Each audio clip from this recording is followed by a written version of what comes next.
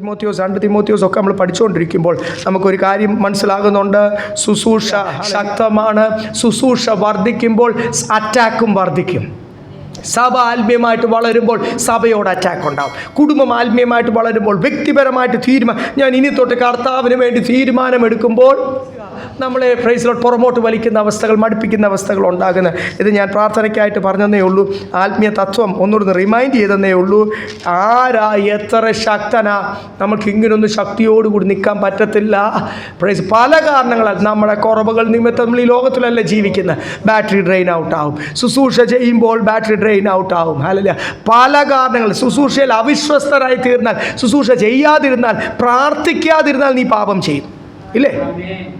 അങ്ങനെ ഒരാൾക്ക്, ആത്മാവിൽ ഉള്ള ഒരാൾക്ക് പ്രൈസ് കർത്താവിന് വേണ്ടി ചേർക്കണം. നീ ചേർത്തില്ലെങ്കിൽ നീ ചിതറിക്കുന്നു എന്നാണ് പറയുന്നത്. അപ്പോൾ ആ ശുശ്രൂഷയിൽ ഏർപ്പെട്ടില്ലെങ്കിലും നിൻ്റെ ബാറ്ററി അപ്പോൾ ഏത് രീതിയിലും കർത്താവ് നിറച്ചിരിക്കുന്നത് എന്തിനാ? അത് ഉപയോഗിക്കാൻ. അത് എൻ്റെയും എൻ്റെ കുടുംബത്തിൻ്റെ അനുഗ്രഹത്തിനല്ല എന്ന് മനസ്സിലാക്കിക്കൊണ്ട് അത് ഉപയോഗിക്കുക.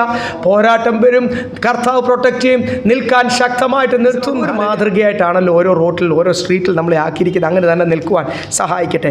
അന്നത്തെ സഭകൾ, നമ്മൾ പല കാര്യങ്ങൾ നമ്മൾ ചിന്തിച്ചത്, അന്നത്തെ സഭകൾ ആത്മീയമായിട്ട് വളർന്നുകൊണ്ടിരിക്കുമ്പോൾ 4:15 വായിച്ച്. 1 തിമോത്തി 4:15.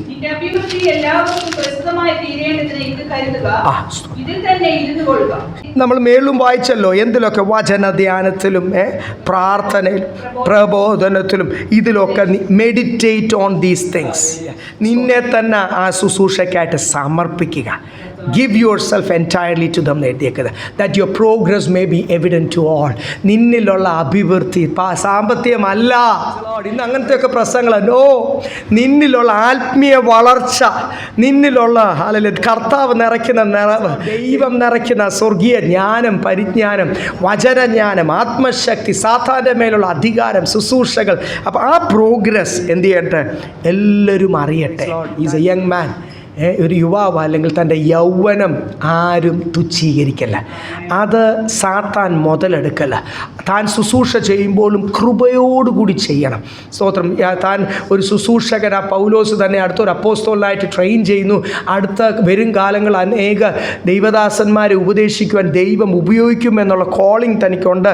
നിൻ്റെ വലിയ മേൽക്കൂടും നിൻ്റെ അമ്മേൽക്കൂടും ഒക്കെ ഇതിൻ്റെയൊക്കെ ശുശ്രൂഷയുടെ ട്രെയിനിങ് ബൈബിൾ കോളേജിലല്ല കിട്ടിയത്. തനിക്ക് എവിടെയാണ് കിട്ടിയത്? വീട്ടിലാണ് കിട്ടിയത്. ആ നല്ല സ്പിരിച്വൽ വാല്യൂസ്, ആ തീരുമാനങ്ങൾ, ആ പ്രതിഷ്ഠ. താൻ പകുതി യവനാ തൻ്റെ അപ്പൻ, എങ്കിൽ പോലും തനിക്ക് കിട്ടിയ വചനം, പഴയ നിയമത്തിൽ നിന്നും പുതിയ നിയമത്തിലും ഒക്കെ കിട്ടിയ ആ വചനത്തിൻ്റെ ട്രെയിനിങ് എന്ന് പറഞ്ഞിട്ട് ഇനി നമുക്കിന്ന് 5-ാമത്തെ അധ്യായം. 5-ാമത്തെ അധ്യായം ഒരു പ്രത്യേക ഭാഗമാണ്. നിങ്ങൾ ചിന്തിക്കും പാസ്റ്റർമാരൊന്നും അധികം ശുശ്രൂഷിക്കത്തില്ല. കാര്യം ഇതൊക്കെ ശുശ്രൂഷ ഞാൻ പറയില്ല. നമ്മൾ ഈ കഴിഞ്ഞ നാളുകളൊക്കെ പഠിക്കുന്ന പല ഭാഗങ്ങൾ സഭയിലൊക്കെ പഠിപ്പിക്കാൻ ശുശ്രൂഷിക്കാനൊക്കെ പോയാൽ അതിൻ്റെ അധികാരത്തോട് ശുശ്രൂഷ ഇല്ലെങ്കിലും പ്രശ്നമാണ്. അതിന് കൺഫ്യൂഷൻ വരാം, സഭയിൽ പ്രോബ്ലംസ് ഉണ്ടാകാം, അല്ലെങ്കിൽ അത് വ്യക്തിത്വങ്ങളെ ടച്ച് ചെയ്യാം, ആരെങ്കിലുമൊക്കെ കൊള്ളാം. അതൊക്കെ പിന്നെ അവർ പിന്നെ വരാതിരിക്കുക, അല്ലെ സഭയിൽ പ്രോബ്ലംസ് ഉണ്ടാകാം. പക്ഷെ നമ്മളൊരു വേഴ്സ് ബൈ വേഴ്സ് സ്റ്റഡിയാണല്ലോ, സ്റ്റഡി ചെയ്യുന്ന റെക്കോർഡിങ്ങും ഉണ്ടല്ലോ. ഇത് അനേക പ്രായമുള്ള ദൈവദാസന്മാർക്കും ചെല്ലുന്നതാണ്. ഇടയ്ക്കൊക്കെ എവിടെയെങ്കിലുമൊക്കെ ഹല്ലേലൂയ അവരുടെ അഭിപ്രായങ്ങളും പലപ്പോഴും അവർ മെസ്സേജ് ചെയ്യാറുണ്ട്. അതുകൊണ്ട് നമുക്ക് അത് വചനമായിരിക്കുന്നത് പോലെ തന്നെ നമുക്ക് പഠിക്കാം. 5-ാം അധ്യായം 1-ാമത്തെ വാക്യം. ഇളയവരെ സഹോദരന്മാരെ പോലെയും മൂത്ത സ്ത്രീകളെ അമ്മമാരെ പോലെയും ഇളയ സ്ത്രീകളെ പൂർണ്ണ നിർമ്മലതയോടെ സഹോദരികളെ പോലെയും പ്രബോധിപ്പിക്കും. ഇളയ സ്ത്രീകളെ എങ്ങനെയാണ്? സഹോദരിമാരെ പോലും, മൂത്ത സ്ത്രീകളെ അമ്മമാരെ പോലും. പിന്നെ പ്രായമുള്ള സഹോദരന്മാരോട് 1-ാമത്തെ വാക്യം എവിടെ എങ്ങനെ പറയുന്നത്? മൂത്തവരെ എല്ലാവർക്കും കറക്ഷൻ വേണം. താനൊരു ദൈവദാസനാണ്. ഇവിടെ പത്സിക്കാതെ എന്നിരിക്കുമ്പോൾ അവരെ കറക്റ്റ് ചെയ്യേണ്ട, അവരെ വിട്ടേക്കാൻ നല്ല എൻ്റെ അർത്ഥം. പക്ഷേ നിങ്ങൾ താഴോട്ട് വായിച്ചില്ലേ, 1ഉം 2ഉം ചേർന്ന് പഠിക്കുമ്പോഴും പല ഭാഷകൾ ട്രാൻസ്ലേഷൻ വായിക്കുമ്പോൾ നിങ്ങൾക്ക് മനസ്സിലാവും കറക്ഷൻ ആവശ്യമാണ്. കറക്റ്റ് എന്ന് തന്നെ എഴുതിയിരിക്കുന്നത്. പക്ഷേ പത്സിക്കുമ്പോൾ ഓർത്തോണം. നമ്മൾ വീട്ടിലൊരു കറക്ഷൻ വേണമെങ്കിൽ അമ്മമാരോടും പറയും. അപ്പന്മാരോടും പറയും. മക്കൾ ആ വീടിൻ്റെ കാര്യങ്ങൾ ചെയ്യാൻ തുടങ്ങുമ്പോൾ മക്കളെ അങ്ങോട്ട് അവർ പഠിക്കുന്ന സമയത്ത് ഉപദേശിക്കുമ്പോൾ ഇങ്ങോട്ട് പറയുന്ന മക്കളും കാണും. ആ കറക്ഷൻ്റെ കാര്യമല്ല ഞാൻ പറയുന്ന കാര്യം. അവരത് ബൈബിളിനകത്ത് എഴുതിയിട്ടുണ്ട്. ആ കുഞ്ഞുങ്ങളുടെ പ്രായത്തിൽ അവരുടെ മനസ്സിൽ എന്തുവാ പോഷത്തമ, അവർ റിയാലിറ്റി കാണാൻ പോകുന്നേ ഉള്ളൂ. കുടുംബജീവിതം എന്തുവാ, ഒരു കുടുംബത്തിൻ്റെ കാര്യം എങ്ങനെ നടത്തുന്നത് ഒന്നും അറിയത്തില്ലല്ലോ. അവർ പല റിയാലിറ്റീസ് വരുന്ന ആളുകൾ അനുഭവിക്കാൻ പോകുന്നേ ഉള്ളൂ. പക്ഷേ ഒരു മകൻ അല്ലെങ്കിൽ മകൾ ആ വീട്ടിലെ കാര്യങ്ങൾ ചെയ്തു തുടങ്ങുമ്പോൾ അവരുടെ അപ്പനാണേലും അമ്മയാണേലും അവരുടെ കൂടൊക്കെ ഉണ്ടെങ്കിൽ അവരെന്ത് ചെയ്യും, കറക്ഷനെ പണ്ട് അവരുടെ കാലം പോലും അല്ലെ ആ നാളുകൾ പോലും അല്ലല്ലോ. നമ്മളിപ്പോൾ കൊച്ചി താമസിക്കും, പട്ടണത്തിൽ താമസിക്കുമ്പോഴും ഇപ്പോഴത്തെ നമ്മുടെ സാഹചര്യം, ഒരു കുടുംബം കടന്നു പോകുന്ന അവസ്ഥകളൊക്കെ പേരൻസ് എന്ത് ചെയ്യണം, മനസ്സിലാകണം. അപ്പോൾ അവരെ എന്ത് ചെയ്യും, പിള്ളേർ കറക്റ്റ് ചെയ്യും. അല്ലെങ്കിൽ നമുക്ക് ഈ കുടുംബത്തിൽ തൊണ്ടിട്ട് ചിലപ്പോൾ മക്കളുടെ കൂടെ ആയിരിക്കും താമസിക്കുന്നവൻ്റെ ഭർത്താവിന് അതിഷ്ടമല്ല, അല്ല ഭർത്താവ് നമ്മുടെ കുടുംബത്തിൻ്റെ ഒരു ഡിസിപ്ലിൻ ഇങ്ങനെ, അല്ലെങ്കിൽ ഇനി ഭർത്താക്കന്മാരാണെങ്കിൽ അല്ലെങ്കിൽ എൻ്റെ മക്കൾക്ക് അല്ലെങ്കിൽ ഭർത്താസി നമ്മളിപ്പോൾ കുറച്ചുകൂടി വൃത്തിയായിട്ട് ആ കാര്യം ചെയ്യണം, നോക്കണം. അതൊക്കെ കറക്ഷനൊക്കെ വീട്ടിൽ ആവശ്യമാണ്, ചെയ്യേണ്ടതെന്നല്ല. പക്ഷേ പറയുമ്പോൾ ഓർത്തോണം, അവർ മൂത്തവരാ, പിതാവിനോട് മാതാവിനെ ഒക്കെ റെസ്പെക്റ്റ് ചെയ്ത് പറയുന്ന പോലെ എന്ത് ചെയ്യണം, give them correction is needed. നമ്മൾ ഈ അധ്യായങ്ങൾ മുഴുവനും പഠിക്കുന്ന എന്തിനാ, അവരെ ക്ഷമയോടുകൂടി എന്ത് ചെയ്യണം, ശാസിക്കുക, ഉപദേശിക്കുക, തർജ്ജന ചെയ്യുക. അതുമാത്രമാണ് തിമോത്തിയോസോട് ഒരു വിട്ടുവീഴ്ചയും ചെയ്യൽ. ഈ കാലഘട്ടത്തിൽ സഭകളുടെ അകത്ത് പല സഭകളും പൗലോസിനാണ് എല്ലാം അറിയാവുന്നത്. പൗലോസിനാണ് തിമോത്തിയോസ് അല്ലെങ്കിൽ ശുശ്രൂഷയ്ക്ക് ഇറങ്ങുന്നതിന് മുമ്പേ ഉള്ള കാര്യങ്ങൾ തൊട്ട്, ചെറുപ്പം തൊട്ട് താൻ കൂടി യാത്ര ചെയ്യുന്നുണ്ടെങ്കിലും മിഷണറി യാത്രകളൊക്കെ കൂടെ ഉണ്ടെങ്കിൽ പോലും അതിന് മുമ്പുള്ള കാര്യങ്ങളൊക്കെ അറിയാവുന്ന ആർക്കാ, പൗലോസ് അല്ലേ കൂടുതൽ കാര്യങ്ങൾ ഡിസ്കസ് ചെയ്യുന്നതും. സഭകൾ പൗലോസിനെ എഴുതുകയൊക്കെ ചെയ്യുമ്പോൾ സഭകളിൽ ഇങ്ങനെ ആയിരിക്കണം. ഇന്ന് നമ്മൾ പഠിക്കാൻ പോകുന്ന ഒരു വിഷയം. അപ്പോൾ 1ഉം 2ഉം വായിക്കുമ്പോൾ നമുക്ക് മനസ്സിലാകും, അവർക്ക് റെസ്പെക്റ്റ് ചെയ്ത് മൂത്തവരോട് പറയുമ്പോൾ. ഞാൻ പല പാസ്റ്റർമാരെ കണ്ടിട്ടുണ്ട്, അവർ ചെറുപ്പക്കാരായ പാസ്റ്റർമാർ, അവർ മൂത്തവർക്ക് ആ പ്രായത്തിൻ്റെ ബഹുമാനം പോലും കൊടുക്കാതെ പേര് വിളിക്കുന്നതും ഒക്കെ ഞാൻ കണ്ടിട്ടുണ്ട്. പാസ്റ്ററാന്ന് വിചാരിച്ച് അങ്ങനെ ചെയ്യാൻ പാടില്ല. പാസ്റ്ററാന്ന് വിചാരിച്ച് ഒരു കറക്ഷൻ ചെയ്യുമ്പോൾ നിങ്ങൾ ഓർത്തോണം, നമ്മുടെ നാട്ടിൽ പറയുമ്പോൾ നിങ്ങളെക്കാൾ കൂടുതൽ ഓണം തിന്നതാണ് നമ്മുടെ നാട്ടിലെ കേരളത്തിലെ ഭാഷയിൽ, നിങ്ങളെക്കാൾ കൂടുതൽ വർഷങ്ങളുള്ള എക്സ്പീരിയൻസ് ഉണ്ട്, നിങ്ങളെക്കാൾ കൂടുതൽ ജോലിയിലായിക്കോട്ടെ, കുടുംബ വിഷയത്തിലായിക്കോട്ടെ, മക്കളുടെയും മരുമക്കളുടെയും കൊച്ചുമക്കളുടെയും വിഷയത്തിലായിക്കോട്ടെ തീരുമാനങ്ങൾ എടുത്തവരാ.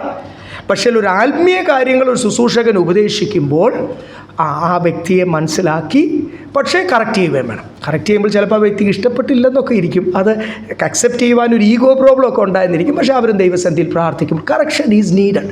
കറക്ഷൻ ഉണ്ടെങ്കിൽ അവസാനം കാഹളം ഊതുമ്പോൾ എടുക്കപ്പെടണ്ടേ കറക്ഷൻ. പക്ഷേ അത് ബൈബിളിൽ നിന്ന് പറഞ്ഞ് മനസ്സിലാക്കുവാനുള്ള കൃപ പ്രാപിക്കണം. തിമോത്തിയോസേ 3-ാമത്തെ വാക്യം വായിക്കാം. അത് നമ്മൾ പലപ്പോഴും വിചാരിക്കും, ശരിക്കും വിധവന്മാരും അല്ലാത്ത വിധവന്മാരും ഉണ്ടോ? ഇത് പലപ്പോഴും ഞാൻ പറഞ്ഞില്ലേ, ഈ ഭാഗത്തിലേക്കൊക്കെ കടക്കുമ്പോഴാണ് സ്മാരൊക്കെ പലപ്പോഴും ഇത് പഠിപ്പിക്കാതെ അങ്ങ് വിടുന്ന കാര്യം. ഇതൊന്നും നമുക്ക് ആവശ്യമില്ലല്ലോ. നോ, ഇതൊക്കെ ഇന്നത്തെ ശുശ്രൂഷകൾ പല സംസ്ഥാനത്തിലും പല സ്ഥലത്തും പ്രോബ്ലംസ് ഉണ്ടാക്കുന്ന ഏരിയകൾ തന്നെയാണ്. ആവശ്യമാണ്. അതാരെങ്കിലും നിങ്ങളോട് നമ്മൾ വചനം പഠിക്കുന്നത് എന്തിനാ? മറ്റുള്ളവരെയും കൂടി ഉപദേശിക്കുവാൻ, പ്രാപ്തരാകുവാൻ. ഒരാൾ സംശയം ചോദിച്ചു, നിങ്ങളിപ്പോൾ ചിലപ്പോൾ സ്റ്റേജിൽ കയറി ഒരു പാസ്റ്റേഴ്സ് മീറ്റിങ്ങിൽ ശുശ്രൂഷ ചെയ്യുമായിരിക്കത്തില്ല, പക്ഷേ നിങ്ങളുടെ അടുത്ത് ദൈവം അയക്കും ആൾക്കാരോട്, സഹോദര ഈ വചനഭാഗത്തിൻ്റെ അർത്ഥം എന്തോ, ഇത് ഓർത്ത് വെച്ച് അല്ലെങ്കിൽ കുറിച്ച് വെച്ച് നിങ്ങൾ എന്ത് ചെയ്യണം, അല്ലെങ്കിൽ ഉപദേശിക്കുവാൻ. അല്ലെങ്കിൽ ഇതൊക്കെ റെക്കോർഡിങ്ങിൽ 10-14 വർഷമായിട്ടുള്ളത് കിടപ്പുണ്ട്, അവിടെ നിന്ന് നിങ്ങൾ അതിൻ്റെ പ്ലേലിസ്റ്റിൽ നിന്ന് എടുത്തോ കേട്ടോ, നിങ്ങൾ ഒരു കാലത്ത് കേട്ടതല്ലേ, അപ്പോൾ അത് ഒന്നുകൂടെ ഒന്ന് അയവിറക്കുവാൻ അല്ലെങ്കിൽ സംശയം മാറ്റുവാനൊക്കെ ദൈവം നിങ്ങളെ സഹായിക്കട്ടെ. സ്തോത്രം. ഇവിടെ ശരിക്കും സാക്ഷാൽ വിധവമായിട്ടുള്ളവരെ ഇല്ലേ, അന്നത്തെ കാലത്ത് 2 കാര്യങ്ങൾ ഇവിടെ മുഴുവൻ ഇത്രയും വിധവന്മാർ. നമ്മൾ ഈ ഭാഗങ്ങളൊക്കെ ഞാനും ആദ്യമൊക്കെ വായിച്ചപ്പോൾ വിചാരിക്കും ഇത്രയും വിധവന്മാർ സഭയിലും. സാധാരണ സഭയിൽ ഭർത്താക്കന്മാർ മരിച്ച വിധവന്മാരുണ്ടാകാറുണ്ട്. പക്ഷേ അന്നത്തെ കാലത്തെ സഭയിൽ പ്രായമുള്ള വിധവന്മാർ, ചെറുപ്പക്കാരെ വിധവന്മാർ, 60 വയസ്സിന് മേലുള്ള വിധവന്മാർ, താഴെയുള്ള വിധവന്മാർ, ഇങ്ങനെ പറഞ്ഞ് ഈ ഒരു അധ്യായം മുഴുവൻ അന്നത്തെ കാലത്ത് ഇത്രയും പ്രശ്നങ്ങളൊക്കെ അത് നിമിത്തം ഉണ്ടാകുന്നു. സഭകളൊക്കെ വിധവന്മാരെ സപ്പോർട്ട് ചെയ്യുന്നു. അതുകൊണ്ടാണ് അവിടെ ഈ കാര്യങ്ങൾ ഇത്ര എഴുതിയേക്കുന്നത്. നിങ്ങൾക്കറിയാം, ഇത് ആദ്യ കാലമാണ്. ഇതേത് കാലമാണ്? നീറോ ചക്രവർത്തി 5ാമത്തേതാണ്. ആദ്യം ഡൊമേഷ്യൻ തൊട്ടിങ്ങനെ വന്ന് നീറോ ചക്രവർത്തി വരെയും ആദ്യത്തെ 5 റോമൻ ചക്രവർത്തിമാർ യേശുവിൻ്റെ കാലം, അപ്പോസ്തലന്മാരുടെ കാലം തൊട്ട് യേശുവിനെ ആരാധിക്കുന്നവരെ കണ്ടുപിടിച്ച് എത്ര ക്രിസ്ത്യാനികളെയാണ് സിംഹത്തിൻ്റെ മുമ്പിലിട്ടിരിക്കുന്നത്. നമ്മൾ മറന്നുപോകും. സഭാചരിത്രവും അല്ലെങ്കിൽ പഴയ കാര്യങ്ങളൊക്കെ വായിക്കണം. നിങ്ങൾ വായിക്കുമ്പോൾ കഴിഞ്ഞ നാളുകളൊക്കെ എത്ര പേര് ആദ്യത്തെ കാലഘട്ടത്തിൽ പ്രത്യേകിച്ച് അതിന് അധികം എഴുത്തുകളില്ല, വലിയ ഫേമസ് ആയ ആൾക്കാരുടെയൊക്കെ അല്ലെങ്കിൽ ചില കാര്യങ്ങൾ മാത്രമേ അറിയത്തുള്ളൂ. നമ്മുടെ ഇവിടെ സ്ട്രീറ്റ് ലൈറ്റ് കത്തിക്കുന്ന പോലെ ആൾക്കാരെ അവിടെ കെട്ടി അവിടെ ഇരുത്തിയിട്ട് അവരുടെ മേൽ ഇന്ധനം കൊടുത്ത് തീ കൊടുത്ത് നിർത്തും. ഓരോ പോയിന്റിൽ സ്ട്രീറ്റ് ലൈറ്റ് കത്തിക്കുന്ന പോലെ എല്ലാ ദിവസവും 5 മണിയാകുമ്പോൾ ഓരോ ക്രിസ്ത്യാനിയെ വിശ്വാസിയെ തീ കൊടുത്ത് അവിടെ നിർത്തും. എന്തോ അവസ്ഥ നിങ്ങൾ ചിന്തിക്കും. കത്തി അവിടെ നിന്ന് തീരും, ഇന്ധനം കൂടെ ഒഴിച്ചിട്ടാണല്ലോ. അങ്ങനെ ചരിത്രത്തിലുള്ളതാണേ, സഭാചരിത്രത്തിലുള്ള. നിങ്ങൾ ഗൂഗിൾ സെർച്ച് ചെയ്ത് വായിക്കും. എത്ര പേര് ആസ് ടോർച്ച് എന്നാണ് അവിടെ ഇംഗ്ലീഷ് എഴുതിയേക്കുന്നത്. ആ street light, as torch, burned as torch. അങ്ങനെ ഓരോരുത്തർക്കും റോട്ടിൽ നിർത്തും. ആൾക്കാർക്കൊരു രസത്തിന് വേണ്ടി, വീക്കെൻഡ്സിലൊക്കെ ഒരു സന്തോഷം, അല്ലെ വൈകിട്ടൊക്കെ ഒരു സന്തോഷത്തിന് വേണ്ടി വിശ്വാസികളെ പിടിച്ച്, അന്ന് അങ്ങനത്തെ ഒരു രീതിയുണ്ട്. അന്ന് ക്രിമിനൽസിനെ പിടിച്ചിടുന്നത്. ആൻഡ്രോക്ലസ് ആൻഡ് ദ ലയൺ എന്നും അങ്ങനെ ഓരോ കഥകളൊക്കെ നിങ്ങൾ വായിച്ചിട്ടുള്ളൂ, റോമൻ കഥകൾ. അതുപോലെ വിശ്വാസികളെ പിടിച്ച് സിംഹത്തിന് മുമ്പിലിടും. യോഹന്നാനെ തിളച്ച എണ്ണയിലിട്ടു എന്ന് ചരിത്രം പറയുന്നു, സഭാചരിത്രം പറയുന്നു. ഇതുപോലുള്ള എത്ര ആൾക്കാർക്ക് ഇഷ്ടപ്പെടുന്നു ആ ക്രിസ്ത്യാനിയെ. അന്നൊരു ക്രിസ്തീയ സഭ ക്രിസ്തുവിനെ പ്രസംഗിക്കുമ്പോൾ നിങ്ങൾ പിശാച് ഇളകുന്ന നിങ്ങൾ വിഗ്രഹത്തെ ആരാധിക്കല, മധ്യസ്ഥരോട് പ്രാർത്ഥിക്കല. അന്നത്തെ ഓരോ മൂർത്തികളുണ്ട്, അർത്തമീസ് പോലും ബൈബിളിൽ കാണും. അവരെ അതല്ല ദൈവം എന്ന് പറയുമ്പോഴേ പിശാച് ഇളകും. ഇവരെ കൊല്ലണം നാർത്തു ജനം, അങ്ങനെയല്ലേ ബൈബിളിൽ കാണും. അപ്പോൾ ഇവരിങ്ങനെ നാളുകളായിട്ട് ഓരോ ദേശത്തെ ബാബമാർ കാണും. ഞങ്ങൾ വടക്കിൻ്റെയിലൊക്കെ ചെല്ലുമ്പോൾ ഞങ്ങൾ കാണുന്ന ഓരോ ബാബമാർ കാണും. നമ്മൾ ശക്തമായിട്ട് അത് മനുഷ്യനല്ല ദൈവം, അതൊരു സൃഷ്ടിയാണ്, അവനും പാപം ചെയ്യും, പാപമില്ലാത്തവരിലേക്ക് തിരിയെന്ന് പറയുമ്പോൾ ഡെല്ലും VHPയും എല്ലാം കൂടി ഇങ്ങോട്ട് ഇളകും. കൺവെൻഷൻ പൂർത്തിയാക്കാൻ സമ്മതിക്കത്തില്ല. അത്രയും പറയുമ്പോഴത്തേക്ക് അവിടെ സൗണ്ട് സിസ്റ്റം തട്ടി, മൈക്ക് തട്ടി, നമ്മൾ അവിടെ നിന്ന് പോകേണ്ട, ജീവനും കൊണ്ട് ഓടിപ്പോകേണ്ട വരും. അപ്പം അല്ലെങ്കിൽ സത്യം വിളിച്ച് പറയുമ്പോൾ അന്ന് അല്ലെങ്കിൽ ക്രിസ്ത്യാനികളെ, വിശ്വാസികളെ, ഒത്തിരി ആണുങ്ങളെ കൊന്നു. അങ്ങനെയാണ് ഇത്രയും വിധവകൾ എന്ത് ചെയ്തത്. ഈ ആണുങ്ങളെ കൊല്ലുമ്പോൾ സ്ട്രോങ് ആയിട്ട് നിന്നൊരു കുടുംബമാണ്. ഇപ്പം നിങ്ങൾ തന്നെ നമ്മളൊരു കുടുംബമാണെന്നൊക്കെ പറയുമ്പോൾ നിങ്ങളിൽ ആർക്കെങ്കിലും എന്തെങ്കിലും പറ്റിയാൽ പിന്നെ സഭയുടെ മുഴുവനുമായിട്ടുള്ള ഉത്തരവാദിത്തമാണ് ആ കുടുംബത്തെ എന്ത് ചെയ്യേണ്ടത്, ഒന്ന് ഒറ്റയ്ക്ക് നിൽക്കുന്നത് വരെ അവരെ സപ്പോർട്ട് ചെയ്ത്. നമ്മൾ ഈ കുടുംബമാണെന്ന് പറയുന്നത് എന്തിനാണ്? ഇവിടെ ഒന്നിച്ച് വന്നിരിക്കുന്നതിനല്ല, ഏതൊരാവശ്യത്തിനും കുടുംബം ഒന്നിച്ച് കാണും.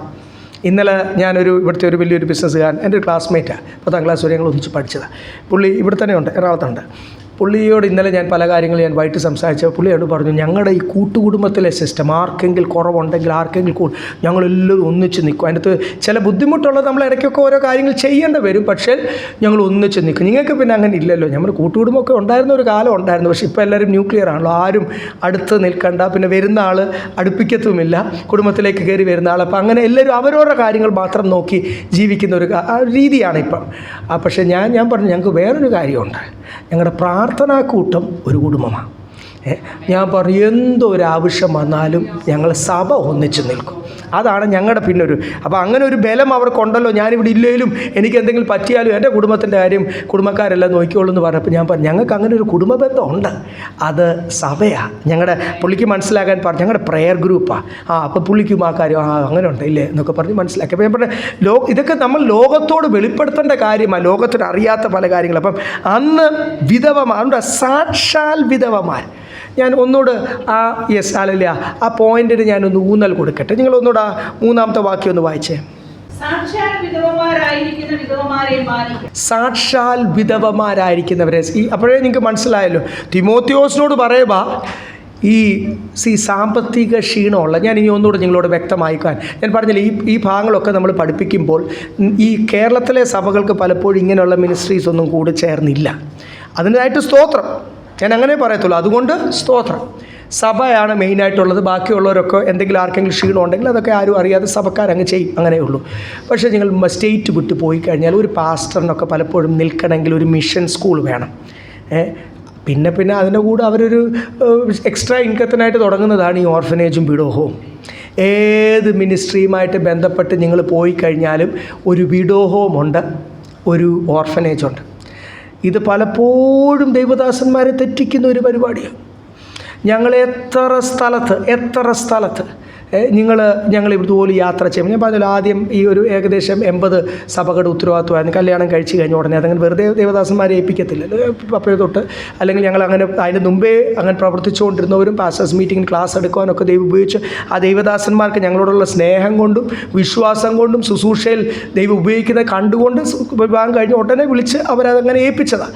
അപ്പോൾ ഇത്രയും സഭകൾ ഈ 44 ജില്ലയിൽ സ്പ്രെഡ് ചെയ്ത് കിടക്കുക. ഞങ്ങൾക്ക് നല്ല യാത്രയുണ്ട്. വെള്ളി, ശനി, ഞായർ ഞങ്ങളുടെ സഭ 980 കിലോമീറ്റർ, 1000 കിലോമീറ്റർ ഈ അറേബ്യൻ കടൽ തീരത്ത് ഇന്ത്യ കുറുകെ ഓടിച്ചൊക്കെ രാത്രി ഞങ്ങൾ വന്നിട്ടുണ്ട് ഞങ്ങളുടെ വീട്ടിൽ. രാവിലെ പിന്നെയും രാവിലെ അവിടെ നിന്ന് തിരിച്ച് 6 മണിക്ക് തിരിച്ച് കഴിഞ്ഞാൽ രാത്രി 2 മണിയൊക്കെ ആവും, അല്ലെങ്കിൽ 1 മണിയൊക്കെ ആവും ഞങ്ങളുടെ വീട്ടിൽ കയറി വന്ന്. അന്ന് ഞങ്ങൾ 2 ഉള്ളൂ. സ്റ്റീവൊക്കെ ക്യാരിങ് ആയിട്ടിരിക്കുന്ന സമയങ്ങൾ പോലും ഈ ക്യാരിങ് ആയിട്ടിരിക്കുമ്പോൾ, ഇത്രയും മാസം ക്യാരിങ് ആയിട്ടിരിക്കുമ്പോൾ വണ്ടിക്കകത്ത് ചാടി ഇത്രയും കിലോമീറ്റർ ഓടിക്കണമെങ്കിൽ നിങ്ങളൊന്ന് കാൽക്കുലേറ്റ് ചെയ്ത് ഏത് സ്പീഡിലാണ് പോയെന്ന് നിങ്ങൾക്ക് മനസ്സിലാകും. കോൺസ്റ്റൻ്റായിട്ട് ആക്സിലേറ്റർ കാലേ വെച്ചാലേ ഇത്രയും സ്പീഡ് യാത്ര ചെയ്ത് ഇവിടെ എത്തത്തുള്ളൂ. അപ്പം എന്തിനാണെന്നറിയാം, വെള്ളി ശനി ഞായർ ഞങ്ങൾക്ക് എവിടെ ഉണ്ട്, ഇവിടെ മീറ്റിങ്ങൾ. അപ്പോൾ ഗ്രാമത്തിൽ ചെല്ലുമ്പോൾ ഓരോ മിനിസ്ട്രി കാണുമ്പോൾ ഞങ്ങൾ നമ്മളുമായിട്ട് ചേർന്നിരിക്കുന്ന സഭയിൽ ചെല്ലുമ്പോൾ എപ്പോഴും ഉള്ളത് മലയാളി പാസ്റ്റർമാരെയൊക്കെ ഭയങ്കര ബഹുമാനമാണ്. അടുത്തുള്ള പാസ്റ്റർമാരൊക്കെ വന്ന് നമ്മളെ വിളിക്കും. ഞങ്ങൾ പല സ്ഥലങ്ങളിൽ ചെല്ലുമ്പോൾ കാണാവുന്ന കാര്യമാണ്. ഒരു സ്ഥലത്ത് ഞങ്ങളെ വിളിച്ചു, ഞങ്ങൾ മീറ്റിങ്ങിന് വിളിച്ചു. ഞങ്ങൾ അവരുടെ സഭാ ഹോളിനകത്ത് ആ പാസ്റ്റർ ഒരു ബിൽഡിങ്ങൊക്കെ പണിതുകൊണ്ടിരിക്കുക. നോക്കി ചെന്നപ്പം പുള്ളി പറഞ്ഞു, ഞങ്ങൾക്ക് ഇവിടെ എല്ലാം ബോയ്സ് ഹോം ഉണ്ട്, ഗേൾസ് ഹോം ഉണ്ട്. അതൊക്കെ വലിയ ഡിമാൻഡ് അവിടെ, നിങ്ങൾക്ക് അറിയാത്ത കാര്യങ്ങളാണ്. പിന്നെ വിഡോ ഇതുണ്ട്, മിനിസ്ട്രി ഉണ്ട്. അപ്പം ഞങ്ങൾ നോക്കിയപ്പോഴത്തേക്ക് ഒരു റൂമിൻ്റെ മണ്ടയ്ക്ക് എഴുതിയേക്കുന്നു ബോയ്സ് ഹോം. ഞാൻ ആ റൂമിൻ്റെ അകത്ത് നോക്കിയപ്പോൾ കുറേ മണലിട്ടിരിക്കുന്നു. വേറൊരു വീടിൻ്റെ അകത്ത് ഗേൾസ് ഹോമിന് ആ വീടിൻ്റെ അകത്ത് തന്നെ ഇപ്പുറത്തെ സൈഡിൽ ഒരു മുറിക്കകത്ത് ഗേൾസ് ഹോം, അതിൻ്റെ അകത്ത് എന്തൊക്കെയോ സാധനങ്ങൾ സ്റ്റോർ ചെയ്ത് വെച്ചേക്കും. പിന്നെ ഞങ്ങളോട് അന്ന് ആഹാരം, ഞങ്ങൾക്കും ഗ്രാമത്തിലൊക്കെ യാത്ര ചെയ്ത് സാധാരണ ആഹാരമൊക്കെ കഴിച്ച് അന്ന് ഞങ്ങൾക്കൊരു ഡിന്നറൊക്കെ തന്നു. എന്നിട്ട് എല്ലാവർക്കും ഗ്രാമവാസികളെല്ലാം കൂട്ടി ഫോട്ടോയൊക്കെ എടുത്ത് എല്ലാവരും കണ്ണടച്ച് പ്രാർത്ഥിച്ചതെന്ന് പറഞ്ഞാൽ കണ്ണടച്ചെടുത്തിട്ട് ഫോട്ടോ എടുത്ത് കുറച്ച് നാൾ കഴിഞ്ഞിട്ട് ഞങ്ങൾക്ക് തന്നെ ഫോട്ടോ, ഇത്രയും ബ്ലൈൻഡ് ആൾക്കാരിടയ്ക്ക് ഞാൻ ശുശ്രൂഷിക്കുന്നുണ്ട്. കണ്ണടച്ച് പ്രാർത്ഥിക്കാൻ പറഞ്ഞിട്ട് ഇത്രയും ബ്ലൈൻഡ് ആൾക്കാരിടയ്ക്ക് ഞാൻ ശുശ്രൂഷിച്ചിട്ടുണ്ട്. ലെറ്റർ ഇങ്ങനെയാണ് അതിൻ്റെ തുടക്കം എടുത്തിട്ട്, to the most holy reverend pastor. അങ്ങ് പുകഴ്ത്തിയതാണ് ഫണ്ടിന് വേണ്ടി. പുള്ളിയുടെ വിചാരം നമുക്ക് ഏതാണ്ട് വെളിയിൽ നിന്ന് വരുന്നുണ്ട്. അങ്ങോട്ട് ഒഴിച്ച ഡീസലും ഇങ്ങോട്ട് ഒഴിച്ച ഡീസലിനും കണക്കെഴുതിക്കൊണ്ടിരിക്കുക നമ്മൾ. അല്ല, ഞാൻ പറഞ്ഞ വേറൊന്നുമല്ല, നമ്മൾ ഓരോ കാര്യങ്ങൾ നമ്മൾ ഫ്രീ ആയിട്ട്, നമുക്ക് വേറെ ചിലവില്ലല്ലോ, എല്ലാം നമ്മൾ തന്നെ ചെയ്യുന്നതുകൊണ്ടും സൗണ്ട് സിസ്റ്റം ഇറക്കി വെക്കുന്നു, മീറ്റിംഗ് നടത്തുന്നു, വൈകിട്ടത്തെ കൺവെൻഷൻ നടക്കുന്നു, പോരുന്നു, അവരതേ കാണുന്നുള്ളൂ. ട്രാൻസ്ലേറ്ററിനെ മാത്രം നമുക്ക് വേണ്ടി അവർ ആ ഗ്രാമത്തിൽ ഒരുക്കും. നമ്മൾ പിന്നെ യാത്ര ചെയ്ത് ഗ്രാമത്തിലെ മീറ്റിംഗ് കഴിഞ്ഞ് തിരിച്ചു പോരും. അപ്പോൾ എന്തോ നമുക്കുണ്ടെന്ന് വിചാരിച്ച് എഴുതിയത് ഇവരെല്ലാം ഈ അറിയാത്ത മുറി ഇംഗ്ലീഷും കൊണ്ട് ഫേസ്ബുക്കിൽ ഇങ്ങനെ തപ്പും, സായിപ്പ്മാരെ തപ്പിയിട്ട് അവരാരെങ്കിലും ഫ്രണ്ട്സ് റിക്വസ്റ്റ് അയക്കും, ലൈക്ക് അയച്ചും, എന്തോ I in India no food, ഞാനൊരാടെ ഇതുപോലെ വായിച്ചു. അതുകൊണ്ട് ചിരിച്ച് തല ദൈവദാസന്മാർ കാണിക്കുന്ന പരിപാടി, കർത്താവിന് നാണംകേട്. എന്തൊക്കെ പണികളാണ്, ഞാൻ അതിലേക്ക് കടക്കുന്നില്ല, നമ്മുടെ വിഷയമല്ല. പക്ഷേ ഇതുപോലുള്ള പണികൾ അന്നുമുണ്ട്. ഇത് ഇന്ന് തുടങ്ങിയതല്ല, നമ്മൾ ഈ വായിക്കുന്ന സഭയ്ക്കകത്തുള്ള പണികളെല്ലാം അന്നേ ഉണ്ട്. സാത്താൻ്റെ തന്ത്രമാണ്. അപ്പോൾ ഇതൊക്കെ ഭയങ്കര സഭ ഇതിനെയൊക്കെ സപ്പോർട്ട് ചെയ്യുന്നു, മിനിസ്ട്രി ആയിട്ടും ഇങ്ങനെ നടക്കുമ്പോൾ ഞാൻ പറഞ്ഞില്ല, ഓരോ സ്ഥലത്തും ഇതിനാണ് ഫണ്ട് കിട്ടുന്നത്. ഈ ഇവാഞ്ചലിസം എന്ന് പറഞ്ഞാലൊന്നും എന്ത് ചെയ്യത്തില്ല, ഫണ്ട് കിട്ടത്തില്ല. അപ്പോൾ പിന്നെ ഈ ചാരിറ്റി എന്ന് പറഞ്ഞു കഴിഞ്ഞാൽ വെളിയിലുള്ള കത്തോലിക്ക സഭകൾ പോലും ഫണ്ട് ചെയ്യും. ഇവരാർക്കെങ്കിലും ഒക്കെ ഫേസ്ബുക്കിൽ റിക്വസ്റ്റ് അയച്ചാൽ പോലെ ജാതികൾ ഫണ്ട് ചെയ്യും. ചാരിറ്റി എന്ന് പറഞ്ഞാൽ എല്ലാവർക്കും ഇഷ്ടമല്ലേ, ഹിന്ദു മുസ്ലിംസും എല്ലാവരും ചെയ്യുന്ന കാര്യമാണ് ചാരിറ്റി. നമുക്കിവിടെ ചാരിറ്റി അല്ല, ദൈവം നമ്മളെ ആക്കിയിരിക്കുന്നത് എന്തിനാണ്, നമ്മളെ അഭിഷേകം ചെയ്തിരിക്കുന്നത് എന്തിനാണ്. അപ്പോക്രിഫയിൽ ഒരു വാക്യമുണ്ട്, you will get salvation by charity. തിരുവചനത്തിലില്ല, അത് കർത്താവിൻ്റെ സമയത്തല്ല എഴുതപ്പെട്ടതും. ഞാനത് പഠിപ്പിച്ചിട്ടുള്ളൂ, അപ്പോക്രിഫ നമ്മൾ ഡീറ്റെയിൽ ആയിട്ട് പഠിച്ചത്. അതുകൊണ്ട് നമുക്ക് ആ വാക്യമില്ല. അതല്ലാതെ ഒരു അപ്പോസ്തലന്മാരും അതെടുത്ത് പ്രവർത്തിച്ചിട്ടില്ല. നമ്മൾ ചെയ്യും ചാരിറ്റി പരിശുദ്ധാത്മാവിനാൽ. അത് വലങ്കൈ കൊടുക്കുന്നത് ഇടങ്കൈ അറിയാതെ ചെയ്യും. അത് ദൈവാത്മാവ് പറയും. സ്തോത്രം. കർത്താവ് കണ്ടിട്ടുള്ള ഒരാൾ, ദൈവം എൻകറേജ് ചെയ്യുന്ന ഒരാൾ കഷ്ടതയിൽ കൂടി കടന്നു പോകുന്നു. അല്ലാതെ ഇങ്ങനെ എല്ലാവർക്കും ഫുഡ് പാക്കറ്റ് വരുന്നത് നമ്മുടെ ഓരോ മിനിസ്ട്രിയും, അത് ഇവാഞ്ചലിസം ആണെങ്കിലും ചാരിറ്റി ആണെങ്കിലും, it is powered by the spirit of the lord. അല്ലേ? പരിശുദ്ധാത്മാവിനാൽ നടത്തപ്പെടുന്നവരാണ് ദൈവ മക്കൾ.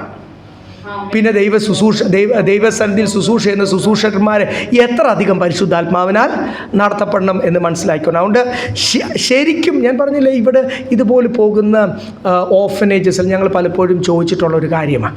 ഇങ്ങനെ പോകുമ്പോൾ അവർ ആ ദൈവദാസന്മാർക്ക്, വിശ്വാസികളോ, നമ്മൾ പോകുന്നത് എന്തിനാണ്, അവിടെ വചനം പഠിപ്പിക്കാനും നമ്മൾ തന്നെ പാടുകയൊക്കെ ചെയ്യുന്നുണ്ട്, നമ്മൾ തന്നെ ഇൻസ്ട്രുമെൻ്റ് കൂട്ടുന്നു, ആരാധിക്കുന്നു. ആരാധനയിൽ അവർ ആത്മാവിലുള്ള ആരാധന കുറവാണ്, അതിനെ പറ്റിയുള്ള പഠിപ്പീര് കുറവ്. അപ്പോൾ കുറച്ച് പേർ ആ മീറ്റിങ്ങിൽ എത്തിക്കണം, അഭിഷേകം പ്രാപിക്കണം. അപ്പോൾ ആത്മാവിൽ അവരെ എൻകറേജ് ചെയ്യുവാൻ. പിന്നെ നമുക്കിങ്ങനെ പോരാം, ബൈബിൾ പറയുന്ന പോലെ നിൻ്റെ മേലുള്ള അഭിഷേകം നിന്നെ നടത്തും. So this anointment upon you will lead you. അപ്പം അവരൊന്ന് ആത്മാവിലൊന്ന് എൻകറേജ് ചെയ്യണം. വചനത്തിൽ തെറ്റുള്ള ഒത്തിരി വിഷയങ്ങളുണ്ട്. നമ്മൾ കേരളം വിട്ടു പോയി കഴിഞ്ഞാൽ കേരളം ആ വിഷയത്തിന് വളരെ ഭാഗ്യമുള്ളൊരു സംസ്ഥാനമാണ്. ഇവിടെയൊക്കെ സഭകളും ദൈവദാസന്മാരും ദൈവദാസന്മാർ തെറ്റിപ്പോയ ദൈവമക്കൾ പോലും ചോദിക്കുന്ന ഒരു സംസ്ഥാനം. അപ്പം ഞാൻ പലരോട് ചോദിച്ചു, ഇവരൊക്കെ ശരിക്കും ഓർഫൻസാണ്. ഓർഫൻസ് എന്നൊന്നും പറയാൻ ഇവിടെ ആരുമില്ല എന്ന് പറഞ്ഞ ആൾക്കാരുണ്ട്. ഓർഫൻസ് എന്നൊക്കെ പറയുന്നുണ്ട്, ആ ഒരു കുട്ടി മാത്രം ഓർഫനാണ്. 10-30 പേരുള്ളപ്പോഴാണ് ഓർഫനേജ് കൊച്ചു സ്കൂളും ഒക്കെ നടത്തി. ഇപ്പോൾ പല സിലബസ് ഉണ്ടല്ലോ, നമുക്ക് 4ാം ക്ലാസ് വരെയൊക്കെ പഠിപ്പിക്കാവുന്ന പല ഹോം സ്കൂളിംഗ് സിലബസസ് ഒക്കെ ഉള്ളൂ. അപ്പോൾ അങ്ങനെയൊക്കെ അവരങ്ങ് സ്കൂളിൽ നടത്തുക. ഇതൊക്കെ ഫോട്ടോ എടുത്തിട്ട് പലയിടത്തു നിന്നും പെർ ഹെഡ് കാശും വാങ്ങിക്കുന്നുണ്ട്. അങ്ങനെയാണ് അവർ ശുശ്രൂഷ ചെയ്യാതെ മുൻപോട്ട് ജീവിച്ചു പോകുന്നത്.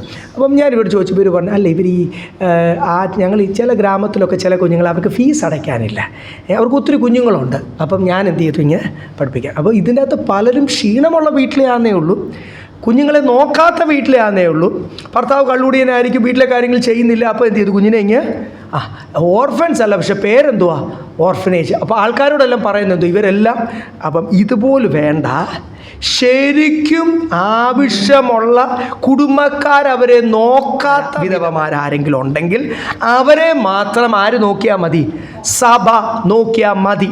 നോക്കാത്ത എല്ലാ ഇതുപോലെ ഭർത്താക്കന്മാർ മരിച്ചു പോയവരോ അല്ലെങ്കിൽ അങ്ങനെ അവരുടെ ഭർത്താക്കന്മാർ സുവിശേഷത്തിന് വേണ്ടി വില കൊടുത്തതും മാർട്ടിയേഴ്സായിട്ട് മരിച്ചവർ, ചെറുപ്പക്കാരികളും പ്രായമുള്ളവരും എല്ലാം കൂടി സഭയുടെ കെയർ ഓഫിൽ വന്നിരിക്കും. ഇവരെല്ലാം അന്ന് അങ്ങനെയാണല്ലോ, അന്ന് എല്ലാവരും സഭ എന്ത് ചെയ്യും, എല്ലാവരും അതുകൊണ്ട് ആ സഭയിൽ കാശ് കൊടുക്കുകയും അല്ലെങ്കിൽ ആ കാര്യങ്ങൾ ചെലവ് ചെയ്യുകയും ഒരു ഫെയ്ത്ത് ഹോം പോലെ ഒരു പാഴ്സണേജ് ഒത്തിരി പേരെ ആ കാര്യത്തിനോട് സപ്പോർട്ട് ചെയ്യുന്ന കാര്യം ആദ്യകാലത്ത് അത് ആവശ്യമായിരുന്നു. വീട്ടിൽ നിന്ന് ഒരാളെ പുറത്താക്കിയാൽ എന്ത് ചെയ്യണം, അവർ റോട്ടിലാണ്.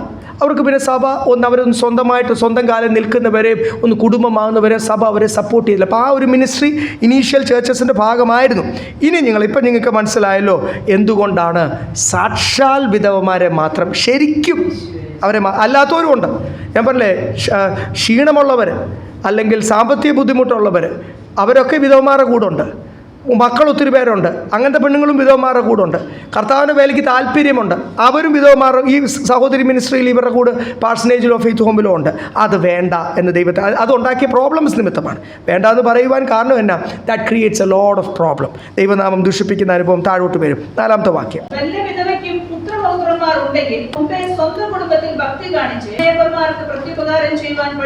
ഒരാളുടെ കർത്താവ് നിമിത്തം അല്ലെങ്കിൽ സുവിശേഷ നിമിത്തം മരിക്കുന്നത് വലിയ തെറ്റൊന്നുമല്ല.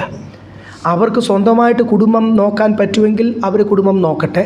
അവർ ചെറുപ്പമാണ്, താഴോട്ട് എഴുതുമ്പോൾ വിവാഹം കഴിച്ച് വീണ്ടും മക്കളെ നോക്കി അവർ ജീവിക്കട്ടെ. ഭർത്താവ് മരിച്ചെങ്കിൽ ബൈബിൾ അനുവദിക്കുന്നല്ലോ വീണ്ടും വിവാഹം കഴിക്കാൻ. അപ്പം അവർക്ക് മക്കളുണ്ടെങ്കിൽ, വിധവന്മാർക്ക് മക്കളുണ്ടെങ്കിൽ ആരാ നോക്കേണ്ടത്? സഭയല്ല നോക്കേണ്ടത് ആരാ? സാറ് ദൈവദാസൻ കിടന്ന് കുഴയുമ്പോൾ ഇവരുടെ ചിലവ് മീറ്റ് ചെയ്യണ്ടേ? ഒരു ഫെയ്ത്ത് ഹോമിൽ ഇത്രയും പേര് അല്ലെങ്കിൽ ഒരു പാഴ്സനേജിൽ ഇത്രയും പേരുണ്ടെങ്കിൽ അവർ പിന്നെ ഓരോരുത്തരോട് പോയി സുവിശേഷമൊക്കെ തൽക്കാലം മാറ്റി വെച്ച് വചനത്തിൽ കോൺസെൻട്രേറ്റ് ചെയ്യാൻ പറ്റുന്നില്ല. രാവിലെ അവർക്ക് ആഹാരം കൊടുത്തു, ഉച്ചക്കത്തെ ആഹാരത്തിന് എന്ത് വേണം? കാശ് വേണം. പിന്നെ ഓരോ വീടുകളിൽ ചെന്ന് ഞങ്ങൾ ഇത്രയും പേരെ സപ്പോർട്ട് ചെയ്യുക കേട്ടോ, നിങ്ങൾ എന്ത് ചെയ്യണം, നിങ്ങൾ ദയവ് ചെയ്ത് കനിവ് ചെയ്യണം, അതിനുവേണ്ടി സപ്പോർട്ട് ചെയ്യണം എന്ന് പറഞ്ഞ് നമ്മുടെ വീട്ടിലൊക്കെ ചാരിറ്റബിൾ സൊസൈറ്റിയിൽ നിന്ന് ആൾക്കാർ വീട്ടിൽ പിരിവിന് വരാറില്ലേ? അതുപോലും ദൈവദാസന്മാർ നടക്കണം. എല്ലാവരും ഫുഡിന് വേണ്ടി ആരെയാണ് നോക്കുന്നത്? പിന്നെ അവിടെ ഉണ്ടാക്കുന്ന പ്രോബ്ലംസ് വേറെ. അതുകൊണ്ട് മക്കൾ അവരെ നോക്കുന്നെങ്കിൽ എന്ത് ചെയ്യണം? അല്ലെങ്കിൽ അവരെ ഉപദേശിക്കാൻ അവിടെ എഴുതിയിരിക്കും. താഴോട്ടും വരുന്നുണ്ട്, മക്കൾ പേരൻസിനെ നോക്കുന്നില്ലെങ്കിൽ അവര് ഭർത്താവുമില്ല, ഒറ്റയ്ക്ക അവരെ നോക്കുന്നില്ല. ആണുങ്ങൾ പിന്നെയും എങ്ങനെയെങ്കിലുമൊക്കെ എന്ത് ചെയ്യും, അവർക്ക് പണിയാവുന്ന അത്രയും പണിയൊക്കെ ചെയ്തു പോകും. ആണുങ്ങൾക്ക് ഇവിടെ ഒരു ദാക്ഷിണ്യം ഇവിടെ പറഞ്ഞിട്ടില്ല, വീഡിയോയ്ക്ക് മാത്രമേ ഉള്ളൂ. ആണുങ്ങൾ കുറച്ചുകൂടെ അവർ ചെയ്യും, അവർ ജീവിച്ചു പൊക്കോളൂ എങ്ങനെയായാലും. അതുകൊണ്ടായിരിക്കും കുറച്ചുകൂടെ കെയർ വേണ്ടതും, പ്രായമുള്ള സമയത്ത് കെയർ വേണ്ടതും സഹോദരിമാർക്കായുണ്ടായിരിക്കും. അവിടെ പ്രോബ്ലംസ് സഭയിലുണ്ടാവും, അത് നിങ്ങൾ മനസ്സിലാക്കണം. ഇവിടെ അതാണല്ലോ മുഴുവനും തിമോത്തിയോസിനോട് പറയുന്നത്. സഭയിലുണ്ടാക്കുന്ന പ്രോബ്ലംസ്, പിശാച് കളിക്കുന്ന കളികൾ, അതാണ് നമ്മൾ മാറ്റുന്നത്. അതുകൊണ്ട് 4ാമത്തെ വാക്യത്തിൽ പറയുന്നത്, കുഞ്ഞുങ്ങൾ എന്തുകൊണ്ട് അവർ പേരൻസിനെ വിടുവയായ അമ്മയെ അവർ നോക്കുന്നില്ല എന്ന് മനസ്സിലാക്കി അവരെ ഉപദേശിക്കാൻ താഴോട്ട് വരുന്നുണ്ട്. ഇനി 5ാമത്തെ വാക്യം, സാക്ഷാൽ വിധവയും ഏകാഗ്രമായവൻ ദൈവത്തിൽ ആശ വെച്ച് രാപ്പകൽ യാചനയിലും പ്രാർത്ഥനയിലും ഉറ്റുപാർക്കുന്നു. ഇവിടെ എഴുതിയിരിക്കുന്ന സാക്ഷാൽ വിധവ, നിങ്ങൾ വിചാരിക്കുക അധ്യായം മുഴുവൻ വിധവയുടെ കാര്യം എഴുതിയിരിക്കും. ഞാൻ പറഞ്ഞല്ലോ, ചെറുപ്പക്കാരികളായ സഹോദരിമാർ അവരുടെ അപ്പനും അമ്മയും അവരെ നോക്കുന്നു. അവർ വിവാഹം കഴിച്ചു കഴിഞ്ഞാൽ അവരുടെ ഭർത്താവ് അവരെ നോക്കുന്നു. അപ്പം ഇത് രണ്ടും ഇല്ലാതെ അവർ തന്നെ ഒറ്റയ്ക്കായിരിക്കുമ്പോൾ ആണ് എന്ത് ചെയ്യുന്നത്, മക്കളും നോക്കാതിരിക്കുന്ന ഒരനുഭവം വരുമ്പോൾ സാക്ഷാൽ വിധവ അവർ എന്ത് ചെയ്യണം എന്നാണ് ഇവിടെ എഴുതിയിരിക്കുന്നത്. അവർ പകൽ അവർ മിനിസ്ട്രിയുടെ ഭാഗമാണ്. അതും എത്ര വയസ്സിന് മേളിൽ നിന്ന് ഇവിടെ എഴുതിയിട്ടുണ്ട്, അതിലേക്ക് നമ്മൾ വരുക. അപ്പോൾ അവർ ചെയ്യേണ്ട അഞ്ചാമത്തെ, ഈ സഹോദരിമാർക്ക് ഒരു ശുശ്രൂഷയുണ്ട്. അവർ ഡിസ്കറേജ് ചെയ്യേണ്ട ആവശ്യമില്ല. ദൈവമാണ് നമ്മളെ ഒരു അവസ്ഥയെക്കൂടി കടത്തി വിടുന്നത്. ദൈവം നമ്മളെ ഒരു അവസ്ഥയെക്കൂടി കടത്തി വിടുമ്പോൾ അതിൻ്റെ സൊല്യൂഷനും അതിൻ്റെ ഉത്തരവാദിത്വവും നമ്മൾ ഡൗൺ ആയി നിൽക്കാതിരിക്കാനും ഒക്കെ ഉള്ള കാര്യങ്ങൾ ആരാണ്? Who is in charge? ദൈവം. അത് നിങ്ങൾ മനസ്സിലാക്കണം. ദൈവം ഒരു കാര്യം എൻ്റെ ജീവിതത്തിൽ അനുഭവിച്ചു കഴിഞ്ഞാൽ ബാക്കിയുള്ള കാര്യവും എന്ത് ചെയ്യണം എന്ന് ആര് സംസാരിക്കും? ദൈവം. അതുകൊണ്ട് സഭയോട് ദൈവത്തിൻ്റെ പരിശുദ്ധാത്മാ തിമോത്തിയോസേ നീ ഉപദേശിക്കണം, അവർ ഡിസ്കറേജ്ഡ് ആകണ്ട. നമ്മുടെ വിചാരം അയ്യോ തീർന്നല്ലോ എൻ്റെ ജീവിതം. ഒരു സ്ത്രീയുടെ ജീവിതം അല്ലെങ്കിൽ ഒരു പുരുഷനോ സ്ത്രീയുടെ ജീവിതം കുടുംബത്തിന് വേണ്ടി മാത്രമല്ല. ദൈവമക്കൾ നമുക്കൊരു പ്രത്യാശയുണ്ട്, നമ്മളെ രക്ഷിച്ച കർത്താവിന് വേണ്ടിയൂടാണ് നമ്മുടെ ജീവിതം. അപ്പോൾ കുടുംബത്തിൻ്റെ കാര്യം അവർ നന്നായിട്ട് ചെയ്തെങ്കിൽ മാത്രം അവരെ സഭയിൽ സ്വീകരിച്ചാൽ മതിയെന്ന് പറഞ്ഞിട്ട് അവിടെ എഴുതിയിരിക്കുക. അത് കഴിഞ്ഞിട്ട് സ്തോത്രം ഹല്ലേലൂയ, അവരുടെ ജീവിതം അവർ സഭയോട് ചേർന്ന് സാക്ഷാൽ വിധവ താഴോട്ട് വരുമ്പോൾ 60 വയസ്സിന് മേലുള്ള സഹോദരിമാർ അവരെ സഭയുടെ ഭാഗമായിട്ട് അല്ലെങ്കിൽ സഭയുടെ മിനിസ്ട്രിയുടെ ഭാഗമായിട്ട് അവർ താമസിക്കുന്നതും ഫെയ്ത്ത് ഹോം പോലോ പാഴ്സനേജ് പോലോ ദൈവദാസനോ സഭയോ അങ്ങ് ക്രമീകരിക്കുന്ന ഒരു സ്ഥലത്തായിരിക്കും. അവർക്ക് ശുശ്രൂഷയുണ്ട്. അവർ വെറുതെ ഇങ്ങനെ കർത്താവിൻ്റെ വരവും കാത്തിരിക്കുവല്ല, അവർ പ്രാർത്ഥനയോട് ദൈവത്തിൽ ആശ വെച്ച് രാപ്പകൽ യാചനയിലും പ്രാർത്ഥനയിലും കുറ്റുപാടും. എന്തുവാ യാചന? അവർക്കിനി മക്കൾക്ക് വേണ്ടി യാചിക്കേണ്ട ആവശ്യമില്ല, കുടുംബത്തിന് വേണ്ടി ഇടവിൽ നിൽക്കേണ്ട ആവശ്യമില്ല. ഇടിവിൽ നിൽക്കാനുള്ളൊരു ശുശ്രൂഷയുണ്ട്. ഇവിടെ ഒരു സഭയാണ്, ഒത്തിരി പേര് പുതിയതായിട്ട് വരുന്നു. അവരെ ഓർത്ത് സഭകൾ ചിലപ്പോൾ ആത്മീയ ക്ഷീണമുള്ളവരുണ്ടായിരിക്കും. അവരെ ഓർത്ത്, ദൈവദാസനെ ഓർത്ത്, കൂട്ടു ശുശ്രൂഷകരെ ഓർത്ത്, ദേശത്തിലെ സഭയോട് വരുന്ന പോരാട്ടത്തോട് ആത്മാവിൽ രാപ്പകൽ പ്രാർത്ഥനയിൽ ശുശ്രൂഷയോട് കൂട് അവരും ചേർന്ന് they are A part of the ministry എന്നാണ് എഴുതിയിരിക്കുന്നത്. അവർക്ക് ശുശ്രൂഷയുണ്ട്. ദൈവം അവരെ ആത്മാവ് അവരോട് പറയുന്ന ഓരോ ടോപ്പിക്സ് രാപ്പകൽ പ്രാർത്ഥിച്ച് അതിനു വേണ്ടിയാണ് യാചിക്കേണ്ടത്. അവർക്ക് യാചിക്കാൻ വേറെ വിഷയമൊന്നുമില്ല. അവർക്ക് യാചിക്കാൻ ദൈവം എന്നെ ഇവിടെ ആക്കിയിരിക്കുന്ന ഒരു ശുശ്രൂഷയുടെ ഭാഗമായിട്ടാണ്. അവർ ഓർക്കണം, ഞങ്ങൾ കുറച്ച് സ്ത്രീകൾ, ഞങ്ങളുടെ ഭർത്താക്കന്മാർ മരിച്ചുകൊണ്ട് ഞങ്ങളിവിടെ അനാഥാലയം പോലെ അല്ലെങ്കിൽ സീനിയർ സിറ്റിസണോ അല്ലെങ്കിൽ വിഡോ ഹോമോ ഒന്നും അല്ല. ഇത് ഞങ്ങളെ ഇവിടെ ആക്കിയിരിക്കുന്നത്, കർത്താവ് ആക്കിയിരിക്കുന്നത് ഞങ്ങളുടെ ബാക്കിയുള്ള കാലഘട്ടം എന്തുവാണ്? സഭ ഞങ്ങളുടെ കാര്യങ്ങൾ നോക്കും. പക്ഷെ ഞങ്ങൾ ചെയ്യേണ്ടത് സഭയ്ക്ക് വേണ്ടിയല്ല, കർത്താവിന് വേണ്ടി, ദേശത്തെ ശുശ്രൂഷയ്ക്ക് വേണ്ടി, ആ പ്രസ്ഥാനത്തിന് വേണ്ടിയല്ല, പക്ഷെ ദേശത്തിൻ്റെ ശുശ്രൂഷയ്ക്ക് വേണ്ടി ഒരു ഭാഗമായിട്ട് രാപ്പകൽ അവർക്കും ഫുൾ ടൈം വർക്കാണ്. പാസ്റ്ററിനുള്ള പോലെ അവർക്കും എന്തുവാ? Full time work. അതുപോലെ dedication. I am a part of the ministry. അല്ലല്ലേ, ശുശ്രൂഷയുടെ ഒരു ഭാഗം എന്ന് മനസ്സിലാക്കിക്കൊണ്ട് ഇനി 6-7 ഇവിടെ എഴുതിയിരിക്കുന്നത് കർത്താവിന് വേണ്ടി ജീവിക്കാതെ, ഞാൻ പറഞ്ഞല്ലോ വ്യഭിചാരി, ഇവിടെ കാമുകി എന്നൊക്കെ എഴുതിയിരിക്കുന്നത് ഈ ലോകത്തോടുള്ള ഇല്ലേ, ലോകസ്നേഹം എന്തുവാ? വ്യഭിചാരി എന്നവരെ വിളിക്കുന്നത്. അപ്പോൾ ഈ കാമുകി ആയോളെന്ന് പറയുമ്പോൾ കർത്താവിനോടല്ല കൂറ്, ലോകസ്നേഹമാണ് മുഴുവൻ. അതിന് ജഡമോഹം ആയിക്കോട്ടെ, അതിനെപ്പറ്റിയും താഴെ എഴുതിയിട്ടുണ്ട്. അതിന് ലോകസ്നേഹം ആയിക്കോട്ടെ, ദ്രവ്യാഗ്രഹം ആയിക്കോട്ടെ, എനിക്ക് സ്റ്റൈല് കളിച്ച് നടക്കണം, എനിക്ക് ഷൈൻ ചെയ്യണം എന്നുള്ള ആഴ്ച ആയിക്കോട്ടെ, അല്ലെങ്കിൽ എൻ്റെ സന്തോഷത്തിന് വരുന്ന എൻ്റർടൈൻമെൻ്റ് ആയിക്കോട്ടെ, എന്തും ആയിക്കോട്ടെ, ഈ ലോകസ്നേഹമുള്ളവരെ the joy of the world അല്ലെങ്കിൽ ലോകത്തിൽ മാത്രം സന്തോഷിച്ച് നടക്കുന്നവളെ ഇവിടെ താമസിപ്പിക്കൽ ആലയത്തിൽ അല്ലെങ്കിൽ പാഴ്സനേജിൽ അല്ലെങ്കിൽ ഫെയ്ത്ത് ഹോമിൽ.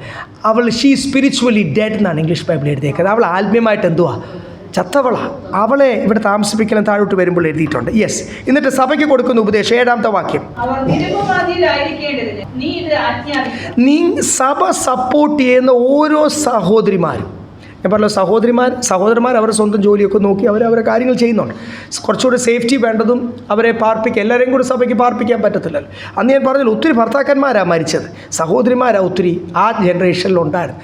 അപ്പം അവരെല്ലാം കൂടി ഇങ്ങനെ പാർപ്പിച്ചപ്പം ഉണ്ടാകുന്ന പ്രോബ്ലംസാണ്. തിമോത്തിയോസ് ഒരു ചെറുപ്പക്കാരനാണ്, ഒരു ലേഖനം എഴുതുക.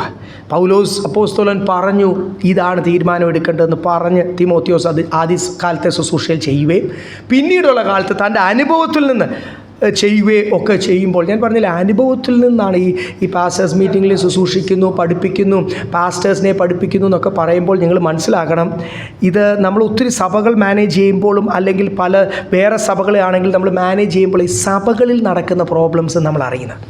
അപ്പോൾ നമ്മൾ പാസ്റ്റേഴ്സ് മീറ്റിങ്ങിന് എടുക്കുന്നത് ചുമ്മാ ഇത് സഭയ്ക്ക് എടുക്കുന്ന ശുശ്രൂഷ വാക്യങ്ങളല്ല പാസ്റ്റേഴ്സ് മീറ്റിങ്ങിന് എടുക്കുന്നത്.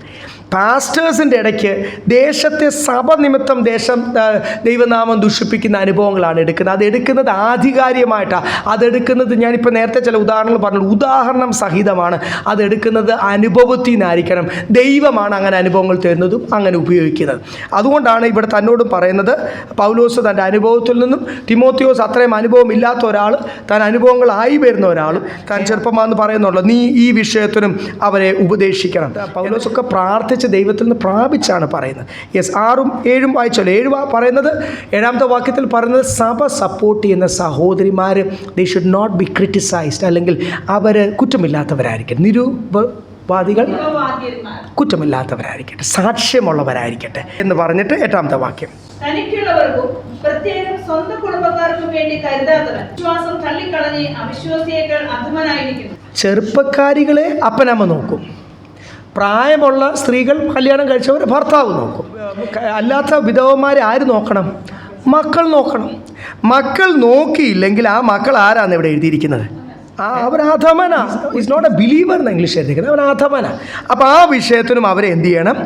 ഇൻസ്ട്രക്ടർ. ഇത് മുഴുവൻ ഉപദേശത്തിൻ്റെ വിഷയമാണ്. ഞാൻ പറഞ്ഞല്ലോ, തിമോത്തിയോസ് പഠിക്കുമ്പോഴും തീത്തോസ്, പത്രോസിൻ്റെ ലേഖനം, യോഹന്നാൻ ലേഖനമൊക്കെ കട്ടിയായ ഉപദേശം. അവസാനത്തെ വാക്യങ്ങൾ വെളിപ്പാട് പുസ്തകമാണ്, കർത്താവിൻ്റെ വരവിനെ പറ്റിയാണ് പിന്നെ പറയുന്നത്. അപ്പോൾ ഈ ഉപദേശം വരുമ്പോഴാണ് ഇടറിപ്പോകാനും ചാൻസ് ഉള്ളത് ആൾക്കാർ. ഓർത്തോണം, ഉപദേശമാണ് നമുക്ക് ഇഷ്ടമല്ലാത്ത ഒരു കാര്യം. അപ്പോൾ ഇവിടെ എഴുതിക്കുന്ന അവരെ എന്ത് ചെയ്യണം? മക്കളെ ഉപദേശിക്കണം. ഒരു പാസ്റ്റർ വിചാരിക്കും, ഞാൻ ഇനി ആ മക്കളെ പോയി ഉപദേശിച്ചാൽ നാളെ തൊട്ട് ആ മക്കൾ എന്ത് ചെയ്യത്തില്ല? സഭയിൽ വരത്തില്ല. അല്ലെ, മക്കൾ ഇനി എന്തെങ്കിലും സഭയിൽ സപ്പോർട്ട് ചെയ്യുന്നുണ്ട്, സപ്പോർട്ടിൽ ജീവിക്കുന്ന ദേവദാസന്മാരും ഉണ്ടല്ലോ, താഴെ എഴുതിയിട്ടുണ്ടല്ലോ, ശുശ്രൂഷകർ അങ്ങനെയാണല്ലോ ജീവിക്കേണ്ടത്. അപ്പം അവർ, അയ്യോ ഞാൻ ഇനി ആ മക്കളോട് എന്തെങ്കിലും പറഞ്ഞാൽ അവർ നാളെ തൊട്ട് സഭയും വരത്തില്ല, ഒരു കുടുംബവും പോയി സഭയിലേക്കുള്ള എന്തുവാന്ന് വെച്ചാൽ സഭയുടെ അല്ലെങ്കിൽ ദേശത്തെ പ്രവർത്തനത്തിലുള്ള ചിലവിന് തരുന്ന ആ കുടുംബം പോകുമ്പോൾ എല്ലാ രീതിയിലും സഭയ്ക്ക് അതൊരു ക്ഷീണമല്ല. പക്ഷേ തിമോത്തിയോസിനോട് പറഞ്ഞു, നീ അതൊന്നും നോക്കണ്ട, ഇൻസ്ട്രക്ട് ദം. ആ മക്കൾ അധമനാന്ന് തന്നെ എന്ത് ചെയ്യണം? ഏതെങ്കിലും ഒരു വിശ്വാസിയോട് ചെന്നിട്ട് നീ അപ്പനെ അമ്മ നോക്കുന്നില്ല, നീ അധമനാന്നൊക്കെ പറഞ്ഞു കഴിഞ്ഞാൽ പെട്ടുപോകുന്ന കാര്യമാണ്. കൃപയോടുകൂടി ആ ശുശ്രൂഷ ചെയ്യാനാണ് പറഞ്ഞിരിക്കുന്നത്. നീ ആ ശുശ്രൂഷയിൽ വിജയിച്ചാൽ നിൻ്റെ ശുശ്രൂഷ വിജയിച്ചു. അതൊക്കെ ദൈവത്തിൽ നിന്ന് ജ്ഞാനം പ്രാപിച്ച് ചെയ്തോണം. 9ാമത്തെ വാക്യം, സൽപ്രവൃത്തികളാൽ സ്തുതിപ്പെട്ട് ഏക ഭർത്താവിന്റെ ഭാര്യയായിരുന്നു 60 വയസ്സിന് താഴെ അല്ലാത്ത വിധവ മക്കളെ വളർത്തുകയോ അതിഥികളെ സൽക്കരിക്കുകയോ വിശുദ്ധന്മാരുടെ കാലുകളെ കഴുകുകയോ ഞെരുക്കമുള്ളവർക്ക് മുട്ടു തീർക്കുകയോ സർവ്വ സൽപ്രവൃത്തിയും ചെയ്തു പോരുകയോ ചെയ്തുവെങ്കിൽ അവളെ തിരഞ്ഞെടുക്കാം. ഇവിടെ എഴുതിയിരിക്കുന്നത് എങ്ങനെയുള്ളവരെയാണ് തിരഞ്ഞെടുക്കേണ്ടത്? 1, 60 വയസ്സിൻ്റെ മേലുള്ള സഹോദരിമാരായിരിക്കണം. 60 വയസ്സിന് താഴെയുള്ള സഹോദരിമാർ, അല്ലെങ്കിൽ ചെറുപ്പക്കാരായ സഹോദരിമാർ, അവരോട് താഴോട്ട് എഴുതിയിട്ടുണ്ട് അവർ വീണ്ടും വിവാഹം കഴിച്ച് മക്കളെ നോക്കട്ടെ എന്നാണ് എഴുതിയിരിക്കുന്നത്. 60 വയസ്സിൻ്റെ മേലുള്ള സഹോദരിമാർ, അവർ ഒരു കാലത്ത് ഞാൻ പറഞ്ഞില്ല 10, 20, 30 വർഷമായി വിശ്വാസി വന്നിട്ട് ഇവരൊക്കെ അവർ വിശ്വാസത്തിലുള്ള കാലത്ത് ഇവിടെ ഒരു ലിസ്റ്റ് പറഞ്ഞിട്ടുണ്ട്. ശുശ്രൂഷയ്ക്ക് വേണ്ടി ചെയ്തവർ, സഭയ്ക്ക് വേണ്ടി നിന്നവർ, അവരെ വീട്ടിൽ വന്ന അതിഥികളെ കാൽ കഴുകുക എന്ന് പറയുമ്പോൾ അത് വെറും എല്ലാവരെയും കാല് കഴുകൽ മാത്രം, അത് അവരുടെ കൾച്ചറിൻ്റെ ഒരു ഭാഗമാണ്.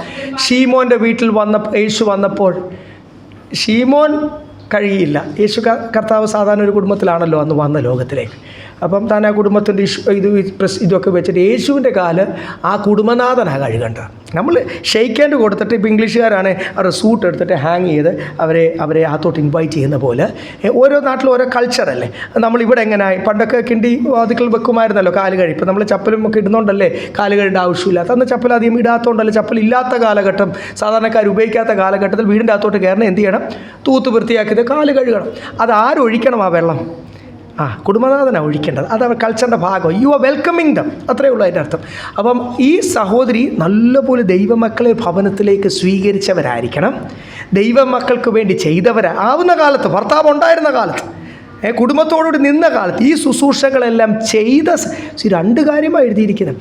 ഈ എല്ലാ സഹോദരിമാരെയും കൂടി സഭ സപ്പോർട്ട് ചെയ്യണമെന്ന് ഒരു ആവശ്യവും ഇല്ല. ഇവിടെ ചാരിറ്റി വർക്കല്ല, ഇവിടെ ഇവാഞ്ചലിസമാണ് നടക്കുന്നത്. ഇവാഞ്ചലിസത്തിന് ദോഷം വരുന്ന ചാരിറ്റി ഒന്നും വേണ്ട എന്ന് തന്നെയാണ് പറഞ്ഞിരിക്കുന്നത്. കാര്യം ഇവരെല്ലാം കൂടി ഇവിടെ ചിൽഡ്രൻ ഹോം, നമ്മളല്ല ബോയ്സ് ഹോം, ഗേൾസ് ഹോം, എത്ര ഹോമിലാണോ എത്രയൊക്കെ കാര്യങ്ങൾ നടക്കുന്നത് വല്ലതും നിങ്ങൾക്കറിയാമോ? എൻ്റെ വിഷയമല്ല, ഞാൻ കടക്കുന്നില്ല. പല വിഷയങ്ങൾ അറിഞ്ഞിട്ടുണ്ട്, ഇടപെട്ടിട്ടുണ്ട്, എത്ര ന്യൂസിൽ വന്നിട്ടുണ്ട്. ഇതൊക്കെ ദൈവനാമം ഒരു സഭയിൽ അത് ദുഷിപ്പിക്കുന്നെങ്കിൽ സ്റ്റേ അവേ ഫ്രം ദാറ്റ്. ഫണ്ടൊന്നും അല്ലല്ലോ വിഷയം. ആരെ കാണിക്കാനാ? ലോകത്തെ കാണിക്കാനാ. മിഷൻ സ്കൂൾ നിനക്ക് സുവിശേഷ വേലയ്ക്ക് തടസ്സമായി തീർന്നു, സ്റ്റേ അവേ ഫ്രം ഇറ്റ്. സ്തോത്രം. അല്ലേ? ഇതൊരു ദേശത്ത് അത്ര അത്യാവശ്യമാണെങ്കിൽ പരിശുദ്ധാത്മാവ് നിന്നോട് പറയും, അപ്പം നീ ആ കാര്യങ്ങൾ ചെയ്യുക എന്ന് പറഞ്ഞിട്ടാണ്. അന്ന് ദൈവനാമം ദുഷിപ്പിച്ച വിഷയങ്ങളാണ് 60 വയസ്സിന് മേലുള്ള സഹോദരി ആവുന്ന കാലത്ത് താൻ നല്ലപോലെ ശുശ്രൂഷയ്ക്ക് വേണ്ടിയും സഭയ്ക്ക് വേണ്ടിയും വീട്ടിൽ നമ്മൾ അതുകൊണ്ട് ഞാൻ പറഞ്ഞ ആൾക്കാരുടെ ഇടപെടണം. ഇന്നൊക്കെ ആൾക്കാരുടെ ഇടപെടാൻ മടിയാ. ജാതികളായ ആൾക്കാരെ പോലും U invite them to their home. നമ്മുടെ ലിവിങ് റൂമൊക്കെ എപ്പോഴും അടുക്കിയിരിക്കട്ടെ. ഏത് സമയത്ത് ദൈവം ഒരാളെ അയക്കുന്നതെന്ന് പറയാൻ പറ്റത്തില്ല. മറ്റുള്ള ബെഡ്റൂംസൊക്കെ എങ്ങനെ ആയിക്കോട്ടെ, ലിവിങ് റൂം എന്ത് ചെയ്യട്ടെ? വൃത്തിയായിട്ടിരിക്കട്ടെ. അതൊക്കെ നമ്മുടെ ഭവനങ്ങളും എന്തുവാണ്? ചില സഭകൾ പറയുന്ന പോലെ അത് മാത്രമല്ല ഫെയ്ത്ത് ഹോം. നമ്മുടെ ഭവനങ്ങളും എന്തുവാ? It is a parsonage, it is a faith home. പലരും വന്ന് കർത്താവിനെ യേശുവിനെ അറിയുവാൻ ആദ്യ ഹോളാണത് നമ്മുടെ ലിവിങ് റൂംസ്. സഭാ ഹോൾ മാത്രമല്ല. ഹല്ലേലൂയ. നിങ്ങൾ മനസ്സിലാക്കണം. സ്തോത്രം. അതുകൊണ്ട് ഒരാൾ ക്രിസ്തുവിനെ അറിയുവാൻ ആദ്യമായിട്ട് ദൈവം ചിലപ്പോൾ ഉപയോഗിക്കുന്നത് നമ്മുടെ ലിവിങ് റൂം ആകട്ടെ. ആ കാര്യത്തിന് ഇന്നോട്ടൊരു തീരുമാനമെടുക്കണം. ആരും ഏത് സമയത്തും വരും. അതുകൊണ്ട് അവിടെ എഴുതിയേക്കുന്നത് അതിഥികളെ കാല് കഴിച്ച് സ്വീകരിച്ച ഒരു സഹോദരി അയക്കട്ടെ. ആവുന്ന കാലത്ത് അവളെ വേണം സഭ ശുശ്രൂഷയുടെ ഭാഗമായിട്ട്. അങ്ങനെ ചെയ്തു വന്ന ആ കോളിംഗ് ഉള്ളവർക്ക് മാത്രമേ ശുശ്രൂഷ എന്തുവാന്നും എല്ലാവരെയും ഉൾക്കൊള്ളാനും അവരുടെ വേദനകളൊക്കെ മനസ്സിലാകാൻ പറ്റത്തുള്ളൂ. സ്തോത്രം. എന്ന് പറഞ്ഞിട്ടാണ് 9ഉം 10ഉം നിങ്ങൾക്ക് മനസ്സിലായല്ലോ. 60 വയസ്സിന് താഴെയുള്ള സഹോദരിമാരെ ശുശ്രൂഷയ്ക്ക് കൂടെ നിൽക്കല്ല. ദൈവനാമം ദുഷിപ്പിക്കുന്ന അനുഭവം ഉണ്ടാകും. അതെവിടെയൊക്കെ അങ്ങനെ ചെയ്തിട്ടുണ്ടോ, മറ്റുള്ള സംസ്ഥാനങ്ങൾ, ഞാൻ പറഞ്ഞല്ലോ, ദൈവദാസന്മാരോട് എപ്പോഴും പാസ്റ്റേഴ്സ് മീറ്റിങ്ങിൽ വ്യക്തിപരമായിട്ട് 2-3 പേര് നമ്മൾ റീജിയണൽ മീറ്റിങ്സ് നടത്തുമ്പോൾ എല്ലാ പാസ്റ്റേഴ്സോട് 80-100 പേര് മഹാരാഷ്ട്രയിലും ആന്ധ്രയിലും ഒറീസയിലും ഛത്തീസ്ഗഡിലുമാണ് ഞാൻ ഏറ്റവും കൂടുതൽ നടത്തിയിട്ടുള്ളത്. പപ്പ കേരളത്തിലും പഞ്ചാബിലും ഒക്കെ ഞങ്ങളുടെ കൂടെ ഇവിടെ നടത്തിയിട്ടുണ്ട്, വേറെയും സംസ്ഥാനങ്ങളിൽ നടത്തിയിട്ടുണ്ട്. അപ്പോൾ ഓരോരുത്തരുടെ ആ ശുശ്രൂഷയുടെ ഓരോ കാലഘട്ടം. അപ്പോൾ നമ്മൾ ഇത്രയും ദൈവദാസന്മാരെ കൂട്ടുമ്പോൾ നമ്മൾ ക്ലാസ് എടുക്കുമ്പോൾ വ്യക്തിപരമായിട്ട് ഞങ്ങൾ വഹിച്ചുകൊണ്ടിരുന്ന അല്ലെങ്കിൽ ആ 80 സഭയുടെ ഇൻചാർജിൻ്റെ ആ സമയത്ത് തന്നെ എത്ര പേർ സ്ഥലത്താണെന്നറിയാം പാസ്റ്റർമാരെ തൊണ്ടിയോടുകൂടി നാട്ടുകാർ പിടിച്ചത്. ഒരിടത്ത് പോകുമ്പോൾ ബൈബിൾ പറയുന്നത് എന്തുവാ? 2 പേര്. ഞാനിതൊക്കെ വ്യക്തമായിട്ട് പറയുന്നത് പഠിപ്പിക്കാൻ, അത് തീരുമാനം. 2 പേര് പോകണം എന്ന് പറയുന്നത് എന്തിനാണെന്നറിയാം? അവിടെയൊക്കെ ഇത് നമ്മുടെ ഇവിടുത്തെ ഒരു കൾച്ചറിൻ്റെ ഭാഗമായിട്ട് ഇവിടെ കുറേയൊക്കെ കേരളത്തിൽ അത് നോക്കുന്നുണ്ട്. ഇവിടും നമുക്കറിയാം എത്ര കാര്യങ്ങൾ ന്യൂസായി. കൗൺസിലിംഗ് ഒക്കെ ചെയ്യുവാന്നൊക്കെ പറഞ്ഞ് പലപ്പോഴും കഴിഞ്ഞ ഇടയ്ക്ക് 10 വർഷം മുമ്പൊക്കെ നിങ്ങൾക്കറിയാം ന്യൂസായി. ഒരു സഹോദരിയെ വീട്ടിലോട്ട് വിളിച്ചു കൗൺസിലിംഗ് ആണെന്നുകൊണ്ട് മേലത്തെ നിലയിൽ പോയിരുന്നു. രാത്രി മുഴുവനും അവിടെ ഇരുന്നു. രാത്രി വന്ന് ഭാര്യ ഭയങ്കരമായിട്ട് ബഹളം ഉണ്ടാക്കി. ഭാര്യ വലിയ ബഹളം നാട്ടുകാരെ കൂട്ടാൻ നോക്കി. പിന്നെ അവരുടെ ശബ്ദം കേട്ടില്ല. രാവിലെ ആയിരുന്നപ്പോൾ ജനലിൽ തൂങ്ങിയിരിക്കുന്നതാണ്. വെള്ളം കൊല്ല തൂങ്ങി, ജനലിൽ തൂങ്ങി. വലിയ കേസായി, പോലീസായി, ന്യൂസ് പേപ്പറായി. കേരളത്തിൽ തന്നെ അറിയാവുന്ന ഒരു ദൈവദാസൻ, വലിയ കയറി വന്ന ഒരു ടീമിൻ്റെ ഒരു ദൈവദാസൻ. അപ്പം ഇതൊക്കെ ഞാൻ വേറൊരു ദൈവദാസൻ ഞങ്ങളുടെ ടീമിലുണ്ടായത്. ഭയങ്കര കൗൺസിലിംഗ് പഠിച്ചതൊന്നുമല്ല. പപ്പ പുള്ളിയോട് പറഞ്ഞു, മക്കളെ നീ എന്ത് കൗൺസിലിംഗ് ചെയ്താലും എന്ത് ചെയ്യണം? എൻ്റെ ഭാര്യയും കൂടെ അവിടെ പോയിരിക്കണം. അത് അവിടെ കുടുംബ പ്രശ്നമായി. അപ്പോഴാണ് ഞങ്ങൾ അതിൻ്റെ ഇടപെടേണ്ട വന്നത്. ഇന്നത്തെ ഒരു രീതി എന്ന് പറയുന്നത് കൂടുതലും ഞാനത് പറയുമ്പോൾ ഇത് റെക്കോർഡാണ്. ദൈവദാസന്മാർ അറിയട്ടെ, കർത്താവിൻ്റെ വേലയിൽ സമർപ്പണമുള്ള ഒരാൾ, കർത്താവിൻ്റെ വേലയ്ക്ക് സമർപ്പണമുള്ള ഒരു പെൺകുട്ടിയെ കല്യാണം കഴിച്ച് വേണം കർത്താവിൻ്റെ വേലയ്ക്ക് ഇറങ്ങാൻ. എങ്കിലേ ശുശ്രൂഷ മുൻപോട്ട് കുടുംബമായിട്ട് ചെയ്യാൻ പറ്റത്തുള്ളൂ. കൂടുതലും ദൈവദാസന്മാർ അവരങ്ങ് ഞാൻ പറഞ്ഞില്ലേ MTH, MDiv, MPhil, PhD അത് മാത്രം ലക്ഷ്യം വെച്ച് തിയോളജി പഠിച്ചു പോകുമ്പോൾ അങ്ങനെ പോകുന്നതാണ്. അവർക്ക് പിന്നെ വിദേശത്ത് എവിടെയെങ്കിലും പോകണം, ഏതെങ്കിലും ഒരു മിനിസ്ട്രിയുടെ ഒരു സ്ഥാനത്തിരിക്കണം, വിദേശത്ത് പോകണമെങ്കിൽ ഒരു നഴ്സിനെ കല്യാണം കഴിക്കണം. എനിക്കറിയാവുന്നതും ചെറുപ്പക്കാരായ ഇപ്പം പഠിച്ചു വരുന്ന ഒരു ബൈബിൾ കോളേജിൽ ഇരിക്കുമ്പോഴേ കല്യാണം ആലോചിക്കുന്ന മുഴുവൻ ഈ നേഴ്സുമാർക്കുള്ള ഒരു പ്രോബ്ലം വേറെ ഒന്നുമല്ല, അവർക്ക് മിക്കവാറും നൈറ്റ് ഡ്യൂട്ടിയാണ്. ഞാൻ തന്നെ ഇവിടെ ഈ എറണാകുളത്തുള്ള എത്ര ഹോസ്പിറ്റലിലെ HR-നോടും PRO-നോടും ജനറൽ ഡ്യൂട്ടി വേണം നമ്മുടെ വിശ്വാസികൾക്ക് വേണ്ടി, അല്ലെങ്കിൽ ഇവിടെ വരാൻ ആഗ്രഹിക്കുന്ന പല സ്ഥലത്തുനിന്ന് ഇവിടെ വരുമ്പോൾ പാസ്റ്റേ അവിടെ വേക്കൻസി ഉണ്ടോ എന്ന് തിരക്കണേ. പലയിടത്തും പോകുമ്പോൾ അവർ ചോദിക്കും ആളെന്തി മെയിൽ നേഴ്സസിന് വേണ്ടി സംസാരിച്ചിട്ടുണ്ട്, പെണ്ണുങ്ങൾ നേഴ്സസിന് വേണ്ടി നമുക്കറിയാവുന്ന ഫാമിലി ഫ്രണ്ട്സ് ആയിട്ടുള്ളവർക്ക് വേണ്ടി സംസാരിച്ചിട്ടുണ്ട്. അപ്പോൾ ഞാൻ അവരോട് പലപ്പോഴും പറയും, ഞാൻ ചെന്ന് ചോദിച്ചാൽ പറ്റത്തില്ല, നിങ്ങളോട് വരണം. അങ്ങനെ അവരെ പലയിടത്തും വിട്ടിട്ടുണ്ട്. ഇവരെല്ലാ പെണ്ണുങ്ങളും ചോദിക്കും ഞങ്ങൾക്ക് ജനറൽ ഡ്യൂട്ടി വേണേ, എന്ന് വെച്ചാൽ രാവിലെ കയറി വൈകിട്ട് 5 മണി 6 മണിക്ക് മക്കളുണ്ട്, പെൺമക്കളുണ്ട്, തന്നെ ഇരുത്താം. അതൊന്നും അവർക്ക് അറിയണ്ട. നേഴ്സുമാർക്ക് ഒരാഴ്ച മോർണിംഗ് ചെയ്താൽ ഒരാഴ്ച എന്ത് ചെയ്യണം? നൈറ്റ് ചെയ്യാൻ. അപ്പോൾ ഈ നൈറ്റ് ചെയ്യുന്ന എപ്പോഴും സ്ഥിരം നൈറ്റ് ചെയ്യുന്ന ചില എൻ്റെ ഒരു കുടുംബം, എൻ്റെ കസിൻ ബ്രദറിൻ്റെ ഭാര്യ പറഞ്ഞു, അയ്യോ ഇവിടെ നാട്ടിലോട്ട് വരുമ്പോൾ അവർ ഹെവി ലോണും ഒക്കെ എടുത്തായി വരുന്നത്, നാട്ടിലങ്ങ് ലാവിഷാവും. തിരിച്ച് ചെന്ന് ഞാനിനി 6 മാസം കണ്ടിന്യൂസ് നൈറ്റ് ഡ്യൂട്ടി വരെ എടുക്കും. അതിന് കൂടുതൽ ഇത് കിട്ടും, ഇൻസെൻറ്റീവ് കിട്ടും, കൂടുതൽ ഓവർ ടൈം കിട്ടും. അതുകൊണ്ട് 6 മാസം ഇനി ഞാൻ എൻ്റെ കുടുംബത്തെ കാണത്തില്ല. ഇപ്പം കാണലേ ഉള്ളൂ. ഞാൻ ഇനി എൻ്റെ കുടുംബത്തെ, താൻ പറഞ്ഞതാണ്, ഞങ്ങളോട് പറഞ്ഞതാണ്, 6 മാസം ഇത്രയും മാസം ഞാൻ ഇനി കംപ്ലീറ്റ്ലി അവൾ ഇനി നൈറ്റ് ഡ്യൂട്ടി ആയിരിക്കും. അപ്പോൾ ഇങ്ങനെ ചെയ്യുന്ന ഒരു സഹോദരിയെ കൊണ്ട് ഈ പാസ്റ്റർ എങ്ങനെ പോകും? അപ്പം പിന്നെ എങ്ങനെ ചെയ്യണം? തന്നെ പോകേണ്ടി വരും. ഇനി അങ്ങനെ ഒരു പാസ്റ്റർ ആണെങ്കിൽ പോലും അങ്ങനെ തന്നെ പോകാതെ ഒരു കൂട്ടു സഹോദരൻ എന്ത് ചെയ്യണം? വിളിച്ചുകൊണ്ട് പോകണം, മക്കളെ വിളിച്ചുകൊണ്ട് പോകണം. ഇവിടെ ഉണ്ട് ചിലപ്പോൾ പല കാരണത്താൽ അമ്മമാർക്ക് പോകാൻ പറ്റത്തില്ല, മക്കളെ വിളിച്ചുകൊണ്ട് പോയ പാസ്റ്റർമാരുടെ കുടുംബങ്ങൾ ഇവിടെ ഇരിപ്പുണ്ട്. സ്തോത്രം, ഹല്ലേലൂയ. ദൈവദാസന്മാർ എന്ത് ചെയ്യണം? ഒറ്റയ്ക്ക് പോകല്ല. ഞാൻ എത്ര ദൈവദാസന്മാരെ കേരളം വിട്ടുമൊക്കെ ഞാൻ ആ കാര്യങ്ങൾ ഉപദേശിച്ചിട്ടുണ്ട്. ഞങ്ങൾ ഉപദേശിച്ചിട്ടുണ്ട്. ചിലർ ആ സമയത്തൊന്ന് ഇളകും. ഈ പാസ്റ്റർമാരെ ഉപദേശിക്കുമ്പോൾ നിങ്ങൾ മനസ്സിലാവും, വിശ്വാസികളെ ഉപദേശിക്കുമ്പോൾ കേൾക്കുന്നില്ല, പിന്നെ പാസ്റ്റർമാർ. പക്ഷേ അവരൊക്കെ ദൈവകൃപയാൽ കൂടുതൽ ആൾക്കാർ ഞാൻ അറിയാവുന്ന പിന്നീട് ആ കാര്യം അവർ ജീവിതത്തിൽ അതൊരു പ്രാക്ടീസായിട്ട് അത് പറഞ്ഞു കൊടുക്കുമ്പോൾ ഒരു വിഷമം വരും, പാസ്റ്ററിനെ ഉപദേശിക്കാൻ വരുന്നു എന്നുള്ള രീതിയൊക്കെ അവർക്ക് തോന്നിപ്പോകും. ഞങ്ങൾ ചെയ്യുന്നതെല്ലാം ശരിയാ, നീതീകരിക്കാൻ. നോ, ഞാനിപ്പം ഇവിടെ ഇരുന്ന് ഒരാളെ ഹോളിൻ്റെ അകത്ത് തന്നെ AC ഇട്ട് കഥ അടച്ച് കൗൺസിൽ ചെയ്ത് കഴിഞ്ഞാൽ ടെംപ്റ്റേഷൻ വരുമോ? നിങ്ങൾ പറ. ഇവിടെ വരുന്നുണ്ട്, ഇഷ്ടത്തിന് ചെറുപ്പക്കാരികൾ വരുന്നുണ്ട്. ഞങ്ങൾ പെണ്ണുങ്ങൾ മാത്രമുള്ള നേഴ്സിംഗ് കോളേജിൽ എത്ര വർഷങ്ങൾ വൈകിട്ടത്തെ ഞായറാഴ്ച ആരാധന നടത്തിയിട്ടുണ്ട് ഞങ്ങൾ കുടുംബമായിട്ട്. മുഴുവൻ കൊച്ചു പെൺപിള്ളാരല്ലേ വരുന്നത്. അതൊക്കെ എൻ്റെ ചെറുപ്പത്തിൻ്റെ സമയത്താണ്. അവിടെ ഒക്കെ ഞാൻ എൻ്റെ കുടുംബവും മക്കളും സഹിതം മാത്രമേ പോയിട്ടുള്ളൂ. സ്തോത്രം, ഹല്ലേലൂയ. അതുകൊണ്ട് സാക്ഷ്യത്തോടു കൂടി ആ കാര്യം നിങ്ങളോട് പറഞ്ഞു. ഞാൻ അതുകൊണ്ടാണ് സാക്ഷ്യത്തോട് മറ്റുള്ള ദൈവദാസന്മാർ, അല്ലെങ്കിൽ എന്ത് വരും? ഞാനും പച്ച മനുഷ്യനല്ലേ. പൗലോസിന് വരും, തിമോത്തിയോസിനോട് വരും. അതുകൊണ്ടാണ് ഇവിടെ എഴുതിയിരിക്കുന്നത്, ടെംപ്റ്റേഷൻ വരും, ഒറ്റയ്ക്ക് പോകല്ല എന്ന് പറഞ്ഞിട്ടാണ് ഇവിടെ. അതുകൊണ്ടാണ് സഹോദരിമാർ ടീമിലുണ്ടായാലും എന്ത് വരും? അവർക്കും വരും ടെംപ്റ്റേഷൻ. ഇവിടെ ദൈവദാസനും വരും, ആ നടത്തിപ്പുകാർക്കൊക്കെ വരും. ആവശ്യമില്ലാതെ അവർ സാധാരണ നോക്കുന്ന ഒരു ടീം നന്നായിട്ട് പോകുന്നു. എന്തുവാണ് അവിടെ യേശുവിൻ്റെ നാമം ദുഷിപ്പിക്കാൻ പറ്റുന്നത്? അത് പെൺവിഷയം, കാശിൻ്റെ വിഷയം, സ്ഥാനമോഹമാണല്ലോ ദൈവദാസന്മാർ വീഴുന്ന, കഴിഞ്ഞ ഇത്രയും വർഷങ്ങളായിട്ട് വീഴുന്ന വിഷയം. ആ വിഷയങ്ങളാണ് ഇവിടെ സ്ട്രോങ് ആയിട്ട് പറഞ്ഞിരിക്കുന്നത്. 11ഉം 12ഉം താഴ്ത്തു വായിച്ചു. ഇളയ വിധവമാരെ ഒഴിക്കുക, അവർ ക്രിസ്തുവിന് വിരോധമായി കുളച്ചു മതിക്കുമ്പോൾ വിവാഹം ചെയ്യുവാൻ ഇച്ഛിക്കുന്നു. ആദ്യ വിശ്വാസം തള്ളുകയാൽ അവർക്ക് ശിക്ഷാവിധിയുണ്ട്. അത്രയുമല്ല, അവർ വീട് തോറും നടന്ന് മെനക്കെടുവാനും ശീലിക്കും. മെനക്കെടുക മാത്രമല്ല, വായാടികളും പരകാര്യത്തിൽ ഇടപെടുന്നവരുമായി അരുതാത്തത് സംസാരിക്കും. കുടുംബത്തിലുള്ളവര്, ഞാൻ പറഞ്ഞല്ലോ, കുടുംബമുള്ളവർക്ക് നിങ്ങളൊക്കെ സഹോദരിമാരല്ലേ. എൻ്റെ വീട്ടിൽ ഞാൻ കാണുന്ന, എൻ്റെ മമ്മിയോടുള്ള സമയത്ത് ഞാൻ കാണുന്ന സഹോദരിമാർക്ക് രാവിലെ തൊട്ട് പണി തുടങ്ങിയാൽ വൈകിട്ട് വരെ എന്ത് ചെയ്യത്തില്ല. നിങ്ങളൊക്കെ സഹോദരൻ പിള്ളേരും ഒക്കെ ചെറുപ്പക്കാരും ഒക്കെ അമ്മമാരെ പാത്രം കഴിയൊക്കെ സഹായിക്കുന്നവരാണോ? അല്ല. ആണോ? സ്തോത്രം, ഹല്ലേലൂയ, പ്രൈസ് ദി ലോർഡ്. പക്ഷേ പൊതുവെ വീടുകൾ അങ്ങനെ ചെയ്യാത്തത് കൊണ്ട് എന്തുവാ സാധാരണ ഇതൊരു ഫുൾ. അപ്പോൾ അവർക്ക് ഉത്തരവാദിത്തമുള്ള, they are engaged in the home course, അല്ലെങ്കിൽ വീട്ടു ജോലിയിലും വീട്ടിലെ ഉത്തരവാദിത്തങ്ങൾ. ജോലി ഞാൻ പറയുന്നില്ല, ഉത്തരവാദിത്തമല്ലേ അത് ഓരോരുത്തർ ആണുങ്ങൾ ചെയ്യേണ്ട, അതൊക്കെ ബൈബിളിൽ പറഞ്ഞിട്ടുണ്ടല്ലോ. പക്ഷേ ഈ ചെറുപ്പക്കാരായ വിധവമാർക്ക്, അല്ലെ സഹോദരിമാർ, സാക്ഷാൽ അല്ലാത്തവരും ഉണ്ട്. നിങ്ങൾ മനസ്സിലാക്കണം, ഇതെല്ലാം വിധവമാരുടെ കാര്യമല്ല. അല്ല, ഇത് ബൈബിളിൻ്റെ അകത്ത് എഴുതിയിരിക്കുന്നത് സഭയ്ക്കും ആപ്ലിക്കബിളാണ്. വിധവമാരല്ലാത്തവരും ആ നാളുകളിൽ അവിടെ ഉണ്ട് പാസനേജിൽ.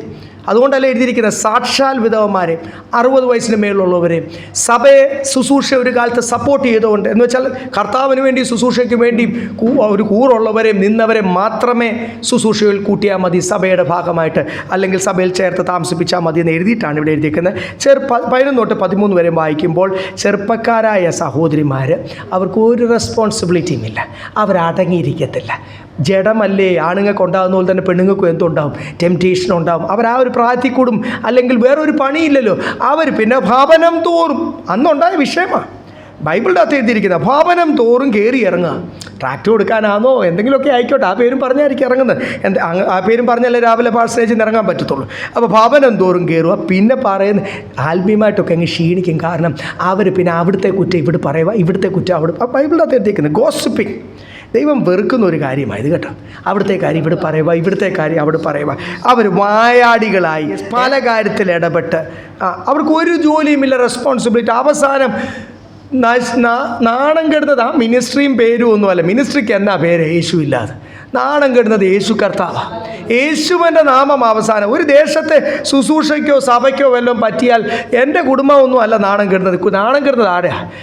എൻ്റെ വില കൊടുത്ത എൻ്റെ യേശു കർത്താവിൻ്റെ നാമമാണ്. അതുകൊണ്ടാണ് ഇവിടെ എഴുതിയിരിക്കുന്നത്. അവരോട് എന്തുവാ പറയേണ്ടത്? 14-ാമത്തെ വാക്യം. ആകയാൽ ഇളയവർ വിവാഹം ചെയ്യുകയും പുത്രസമ്പത്ത് ഉണ്ടാക്കുകയും ഭവനം രക്ഷിക്കുകയും വിരോധിക്ക് അപവാദത്തിന് അവസരം ഒന്നും കൊടുക്കാതിരിക്കുകയും വേണം എന്ന് ഞാൻ ഇച്ഛിക്കുന്നു. വിരോധി സാത്താന് ശുശ്രൂഷയ്ക്കെതിരെയോ യേശുവിൻ്റെ എതിരെയോ ഒന്നും പറയാതെ, സ്തോത്രം, ഹല്ലേലൂയ, ഒരവസരവും കൊടുക്കാതെ, ഇവർ മടി പിടിച്ച് പണിയൊന്നും എടുക്കാതെ, ഇവരുടെ ഉള്ളിൽ പരിശുദ്ധാത്മാവ് വിട്ടുപോയി അവസാനം ഇവരിൽ നിന്ന് ഉണ്ടാകുന്ന പ്രോബ്ലംസാണ് ഇവിടെ എഴുതിയിരിക്കുന്നത്. അങ്ങനെ ഉണ്ടാകാതിരിക്കാൻ അവരോട് പറ. 60 വയസ്സിന് താഴെയുള്ള, അല്ലെങ്കിൽ ഇവിടെ എഴുതിയിരിക്കുന്ന പോലെ യങ് വിഡോസ്, വിവാഹം കഴിക്കാൻ പറ്റുന്ന വിഡോസ്, അവരെന്ത് ചെയ്യണം? അല്ലാത്തവർ അവരുടെ മക്കൾ നോക്കിക്കോണം എന്നാണ് എഴുതിയിരിക്കുന്നത്. അവരെന്ത് ചെയ്യണം? അവർ വിവാഹം കഴിക്കണം. ഭർത്താക്കന്മാർ പഠിച്ചുകൊണ്ട് ബൈബിൾ അനുവദിക്കുന്നു. അവരിനി ജീവിതകാലം മുഴുവൻ ശുശ്രൂഷയാണെന്ന് പറഞ്ഞ് ഇവിടുന്ന് മെനക്കെടണ്ട. ശുശ്രൂഷ ചെയ്യേണ്ടത് ആരുടെ കൂടെ? പെണ്ണുങ്ങൾ തന്നെയല്ല. ശുശ്രൂഷ ചെയ്യേണ്ടത് ആരുടെ കൂടെ? ഭർത്താക്കന്മാരോട് ചേർന്ന. പലപ്പോഴും ഞാൻ ഈ ഭാഗങ്ങളൊക്കെ പഠിപ്പിക്കുമ്പോൾ ആൾക്കാർ പറയും, അയ്യോ ചെറുപ്പക്കാർക്കും ശുശ്രൂഷയിലൊക്കെ ഫുൾ ടൈം ഇങ്ങനെ യാത്ര ചെയ്യാമല്ലോ. ചെയ്യാം, ബൈബിളിൻ്റെ അകത്തുണ്ട്. അപ്പോൾ ചിലർ പറയും അക്കുല്ലാസും പ്രിസ്കില്ലയുടെയും കാര്യമോ? അക്കുല്ലാസും പ്രിസ്കില്ല ആരുടെ കൂടെ പ്രവർത്തിച്ച? പൗലോസിൻ്റെ കൂടെ പല സ്ഥലത്ത് യാത്ര ചെയ്തു. ഇവരാദ്യം കണ്ടുമുട്ടിയത് ജോലി സ്ഥലത്താണ്. പൗലോസിനെ കണ്ടുമുട്ടി. അത് കഴിഞ്ഞ് പല സ്ഥലങ്ങളിലും യാത്ര ചെയ്തു. ഓരോ ദേശത്തും സഭകൾ ഉണ്ടാകുവാൻ ഇവരുടെ ഭവനത്തിലായിരുന്നു ആരാധന. പക്ഷേ പ്രിസ്കില്ല ആരുടെ കൂടെ ആയിരുന്നു? ഭർത്താവിനോട് കൂടി ചേർന്നാണ്. തനിക്ക് വലിയ ശുശ്രൂഷ ഉണ്ടായിരുന്നു, താൻ ഒത്തിരി പേരെ എൻകറേജ് ചെയ്തു. പക്ഷേ they both were doing the work together. അവരുടെ ഭവനം സഭാഹോളായിരുന്നു. അപ്പം കാര്യം പൗലോസ് വിവാഹം കഴിച്ച ഒരു വ്യക്തിയല്ല. അപ്പം ആ കുടുംബത്തോട് ചേർന്ന് ചെയ്യേണ്ട ശുശ്രൂഷകൾ, കുടുംബത്തെ എൻകറേജ് ചെയ്യേണ്ടതെല്ലാം ഇവരാണ് ചെയ്തത്. അവർ ഇപ്പോൾ ഭാര്യമാർ അല്ല പെണ്ണുങ്ങൾ തന്നെയല്ല ശുശ്രൂഷ ചെയ്യുന്നത്. ചില ഫെയ്ത്ത് ഹോമൊക്കെ ഉണ്ടല്ലോ, നമ്മുടെ പെന്തിക്കോസുകാരുടെ ഇടയ്ക്ക് ഉണ്ടല്ലോ. അതൊന്നും വചനത്തിൻ്റെ പ്രമാണമല്ല. ഒരാൾ കർത്താവിൻ്റെ വേല ചെയ്യണമെങ്കിൽ വിവാഹം വിലക്കല്ല എന്ന് കഴിഞ്ഞ ആഴ്ച നമ്മൾ പഠിച്ചതേ ഉള്ളൂ. അതൊക്കെ ഇപ്പോൾ കാത്തലിക്സ് ചെയ്യുന്നുണ്ടല്ലോ. ചില സഭകൾ ചെയ്യുന്നില്ല. സഭകളുടെ അകത്ത് ഒരു സഭ മാത്രമേ അങ്ങനെ ചെയ്യുന്നുള്ളൂ. സ്തോത്രം. സമുദായത്തിലും വിശ്വാസികളുടെ അകത്തെങ്കിലും ഓരോ സഭകളാണ് കൂടുതലും അങ്ങനെ ചെയ്യുന്നത്. മറ്റുള്ളവരൊക്കെ ബൈബിൾ അനുസരിച്ച് വിവാഹം കഴിച്ച്, നമ്മൾ കാര്യം പഠിച്ചില്ലേ, ശുശ്രൂഷ ചെയ്യണമെങ്കിൽ ഏകഭാര്യയുടെ ഭർത്താവ് മക്കളെ നന്നായിട്ട് നോക്കുന്നവനായിരിക്കണം, അല്ലെങ്കിൽ അവൻ സഭ ഭരിക്കാൻ പറ്റത്തില്ല എന്ന് എഴുതിയിട്ടാണ് നമ്മൾ ആ ഭാഗത്തിലേക്ക് വരുമ്പോൾ ഇവിടെ താഴെ 14-ാമത്തെ വാക്യത്തിൽ എഴുതിയേക്കുന്ന യങ് വിഡോസ്, ചെറുപ്പക്കാരായ സഹോദരിമാർ, അവർ വിധവമാരാണ്. സാക്ഷാൽ വിധവയാണേലും അല്ലേലും അവരെ ഒന്നോട് സഭാഹോളിൽ ചേർത്ത് താമസിപ്പിക്കേണ്ട, ദൈവനാമം ദുഷിപ്പിക്കും. അവരോട് പറ, വീണ്ടും വിവാഹം കഴിച്ച് മക്കളെ നോക്കി കുടുംബത്തിൻ്റെ കാര്യം നോക്കി ഭർത്താക്കന്മാരോട് ചേർന്ന് ശുശ്രൂഷ ചെയ്യുവാൻ അവരോട് പറ. 15ഉം 16. ഇപ്പോൾ തന്നെ ചിലർ സാത്താന്റെ പിന്നാലെ പോയല്ലോ. ഒരു വിശ്വാസിക്ക് വിധവമാർ ഉണ്ടെങ്കിൽ അവൾ തന്നെ അവർക്ക് മുട്ടുതീർക്കട്ടെ. സഭയ്ക്ക് ഭാരം വരരുത്. സാക്ഷാൽ വിധവമാരായവർക്ക് മുട്ടുതീർപ്പാനുണ്ടല്ലോ. കുടുംബങ്ങൾ, ഒരു വിധവ ഉണ്ട്, അവരുടെ കുടുംബങ്ങൾ അവരെ സപ്പോർട്ട് ചെയ്യാൻ പറ്റുന്നെങ്കിൽ കുടുംബം സപ്പോർട്ട് ചെയ്യട്ടെ. ഇതെല്ലാം കൂടി സഭയ്ക്ക് ഭാരമാകല്ല. സഭയെ ചാരിറ്റി വർക്കല്ല ഏൽപ്പിച്ചിരിക്കുന്ന, സഭയെ വിഡോ ഹോമും ഓർഫനേജും അല്ല ഏൽപ്പിച്ചിരിക്കുന്ന. അത് ജാതികൾ നമ്മളെക്കാൾ നന്നായിട്ട് ചെയ്യുന്നുണ്ട്. ഹിന്ദുസ് ചെയ്യുന്നുണ്ട്, മുസ്ലിംസ് ചെയ്യുന്നുണ്ട്, കാത്തലിക്സ് ചെയ്യുന്നുണ്ട്. അവരൊക്കെ അങ്ങനെ പഠിപ്പിക്കുന്നുണ്ട്. അങ്ങനെയൊക്കെ രക്ഷ പ്രാപിക്കാം, സ്വർഗത്തിൽ പോകാമെന്ന് പഠിപ്പിക്കുന്നുണ്ട്. ബൈബിൾ അങ്ങനെ പഠിപ്പിക്കുന്നില്ല. അത് ചെയ്ത് ചാരിറ്റി ചെയ്ത് സ്വർഗത്തിൽ പോകാമെന്ന് വിശുദ്ധ വേദപുസ്തകം പഠിപ്പിക്കുന്നില്ല. ഒരു വാക്യം പോലും നിങ്ങൾക്ക് അതിന് കിട്ടത്തില്ല. അതുകൊണ്ട് ഇവിടെ ചെയ്യണമെങ്കിൽ ആത്മാവിൽ പുതുക്കം പ്രാപിച്ച് അവസാനം വരെ വിശ്വസ്തരായി തീരണം, ജയാളിയായി തീരണം, പരിശുദ്ധാത്മാവിനാൽ നടത്തപ്പെടണം. നിന്നെ വിളിച്ച വിളിക്ക് നീ വിശ്വസ്തമായി തീരണം. ചാരിറ്റി, എല്ലാ ക്രിസ്തുവിൻ്റെ സ്നേഹമുള്ള ആൾക്കാരും വിൽ ഹെൽപ്പ് ദ നീഡി. അത് പറഞ്ഞു നടക്കാനുള്ളതല്ല. അത് ചാരിറ്റി വർക്ക് എന്ന് പറഞ്ഞ് നടക്കാനുള്ളതല്ല. എല്ലാ കുടുംബങ്ങളും വ്യക്തികളും നമ്മൾ വേറൊരാളറിയാതെ നമ്മളെ ദൈവം ഏൽപ്പിച്ചിരിക്കുന്ന, അത് സ്ഥിരം അല്ല, അത് വീണ്ടും വീണ്ടും ഓരോരുത്തരെ ദൈവം നമ്മളെ പരിചയപ്പെടുത്തും. അവർ സുവിശേഷം മാത്രം പറയാനല്ലല്ലോ ദൈവം നമ്മളെ ഏൽപ്പിച്ചിരിക്കും. വിശന്നിരിക്കുന്ന ഒരാളോട് സുവിശേഷം എങ്ങനെ പറയാനാ? ബൈബിൾ എന്തുവാ പറയുന്നത്? ആദ്യം അവൻ എന്ത് ചെയ്യണം? ഭക്ഷണം വാങ്ങിച്ചു കൊടുക്കുക. ക്രിസ്തുവിൻ്റെ സ്നേഹം അവർക്ക് അങ്ങനെ അറിയത്തുള്ളൂ. അവർക്ക് ലോകം എന്തോ വിളിക്കുന്നത്, അവരെ ആരെങ്കിലും ആവശ്യമുള്ള സമയത്ത് സഹായിച്ചു കഴിഞ്ഞാൽ പലപ്പോഴും കേട്ടുകൊണ്ട് കാണപ്പെട്ട ദൈവം എന്നാണ് വിളിക്കുന്നത്. ലോകമനുഷ്യരുടെ ഭാഷയിൽ ഒരാൾ അവരെ സഹായിക്കുമ്പോൾ അവരെ വിളിക്കുന്നത് എന്തുവാ? ഞാൻ തകർന്നു പോകണ്ടായിരുന്നു, ദൈവത്തിൻ്റെ രൂപത്തിൽ ഈ മനുഷ്യൻ പ്രത്യക്ഷപ്പെട്ടു എന്നെ. അങ്ങനെ അവർക്ക് ക്രിസ്തുവിൻ്റെ സ്നേഹം അറിയത്തുള്ളൂ. അപ്പം അതൊക്കെ പരിശുദ്ധാത്മാവ് നടത്തുമ്പോൾ നമ്മളത് ചെയ്യും. അത് ഫണ്ട് റേസിങ്ങിനല്ല, ഒരു ഫണ്ടും അതിന് വേണ്ടി റേസ് ചെയ്യേണ്ട. നിന്നെ വല്ലതും ദൈവം പരമേൽപ്പിച്ച് കഴിഞ്ഞാൽ നീ ചെയ്യുക. അല്ലെങ്കിൽ കൂടുതൽ പരമേൽപ്പിച്ചവൻ എന്ത് ചെയ്യണം? ദേ ആർ അക്കൗണ്ടബിൾ മോർ എന്നാണ് ദൈവത്തിൻ്റെ വചനം പറയുന്നത്. സഭയെ ആ കാര്യങ്ങൾ ദൈവാത്മാവ് പരമേൽപ്പിക്കുന്ന മാത്രം ചെയ്താൽ മതി. അതുകൊണ്ട് ദ റിയൽ നീഡി എന്ന് പറയുന്നത് 60 വയസ്സിന് മേലുള്ള സഹോദരിമാരെ, അതുമാത്രമല്ല സാക്ഷ്യമുള്ളവരായിരിക്കണം, ഇന്നതൊക്കെ നേരത്തെ കർത്താവിന് വേണ്ടി നിന്നവരായിരിക്കണം, അവരെ മാത്രം ശുശ്രൂഷയിൽ കൂടെ കൊണ്ടുപോയാൽ മതി. അവർ ചെയ്യേണ്ട ശുശ്രൂഷയും ഇവിടെ എഴുതിയിട്ടുണ്ടല്ലോ. ഇതൊക്കെ ഡൗട്ടാണ് ഇപ്പോഴും ആൾക്കാർക്ക്. കഴിഞ്ഞ ആഴ്ച വരെ എന്നോട് ഒരാൾ ആഴ്ച നമ്മുടെ സഭയിൽ നിന്ന് ഒരാൾ എന്നോട് ഡൗട്ടായിട്ട് ചോദിച്ചു, അതെവിടെ പാസ്റ്റർ ബൈബിളിൽ എഴുതിയിരിക്കുന്നത് ചോദിച്ചു. അതുകൊണ്ടാണ് ഞാൻ ഇത്രയും ഡീറ്റെയിൽ ആയിട്ട് പറഞ്ഞിരിക്കുന്നത്. കാരണം സ്തോത്രം, ദൈവനാമം നിങ്ങൾ കേരളം വിട്ടാലും കേരളത്തിലും ഒക്കെ നിങ്ങൾ അറിയാതും, കേരളം വിട്ട് കഴിഞ്ഞാൽ ഭയങ്കരമായിട്ടും ഇങ്ങനെയുള്ള ദൈവനാമം ദുഷിപ്പിക്കുന്ന അനുഭവങ്ങൾ ഒത്തിരി ഉണ്ടാകുന്നുണ്ട്. അവരെ ഓർത്ത് നമുക്ക് പ്രാർത്ഥിക്കാം. ദൈവദാസന്മാരൊക്കെ ഈ വിഷയത്തിന് കറക്റ്റായിട്ടും സ്ട്രോങ് ആയിട്ടും നിന്നാൽ എത്ര നല്ലതാണ്. Praise lord, hallelujah. ഒരു ദൈവദാസൻ എന്നോട് പറഞ്ഞത്, ഒരു പ്രായമുള്ള ദൈവദാസൻ, എനിക്കും അങ്ങനൊന്നും ടെംപ്റ്റേഷൻ ഒന്നും വരത്തില്ല, ഞാൻ തീക്കട്ട പോലെ, പുള്ളി പറഞ്ഞ വാക്ക് ഞാൻ അതുപോലെ പറയാം, റിപ്പീറ്റ്, തീക്കട്ട പോലെ ഈച്ച വന്ന് തീക്കട്ടയിൽ ഇരുന്നാൽ അത് കരിഞ്ഞു പോകും എന്നൊക്കെ പറഞ്ഞു. ആ ദൈവദാസനും പിന്നീട് ആ ഒരു വിഷമം ഉണ്ടാക്കുന്ന, കർത്താവിന് വിഷമം ഉണ്ടാക്കുന്ന ഒരു അവസ്ഥയിലേക്കൊക്കെ മാറിപ്പോകുന്ന കാണുവാനായി തീർന്നു. ഇതുപോലെ എത്ര ചെറുപ്പക്കാരായ ദൈവദാസന്മാർ നമ്മൾ ശുശ്രൂഷയിൽ കാണുന്ന, നിങ്ങളൊന്നും ആ കാര്യങ്ങൾ ചിലപ്പോൾ മീഡിയയിൽ വരുന്നത് മാത്രമേ നിങ്ങൾ അറിയുന്നുള്ളായിരിക്കും. സ്ട്രിക്റ്റായിട്ട് നിൽക്കുക. വേറെ ആരെങ്കിലും സഹോദരിമാരുടെ, ചെറുപ്പക്കാർ, പ്രായമുള്ളവർ, കുടുംബങ്ങൾ വന്നാൽ പോലും സഹോദരിമാരോട് പറയാൻ പല വിഷയങ്ങൾ കാണും.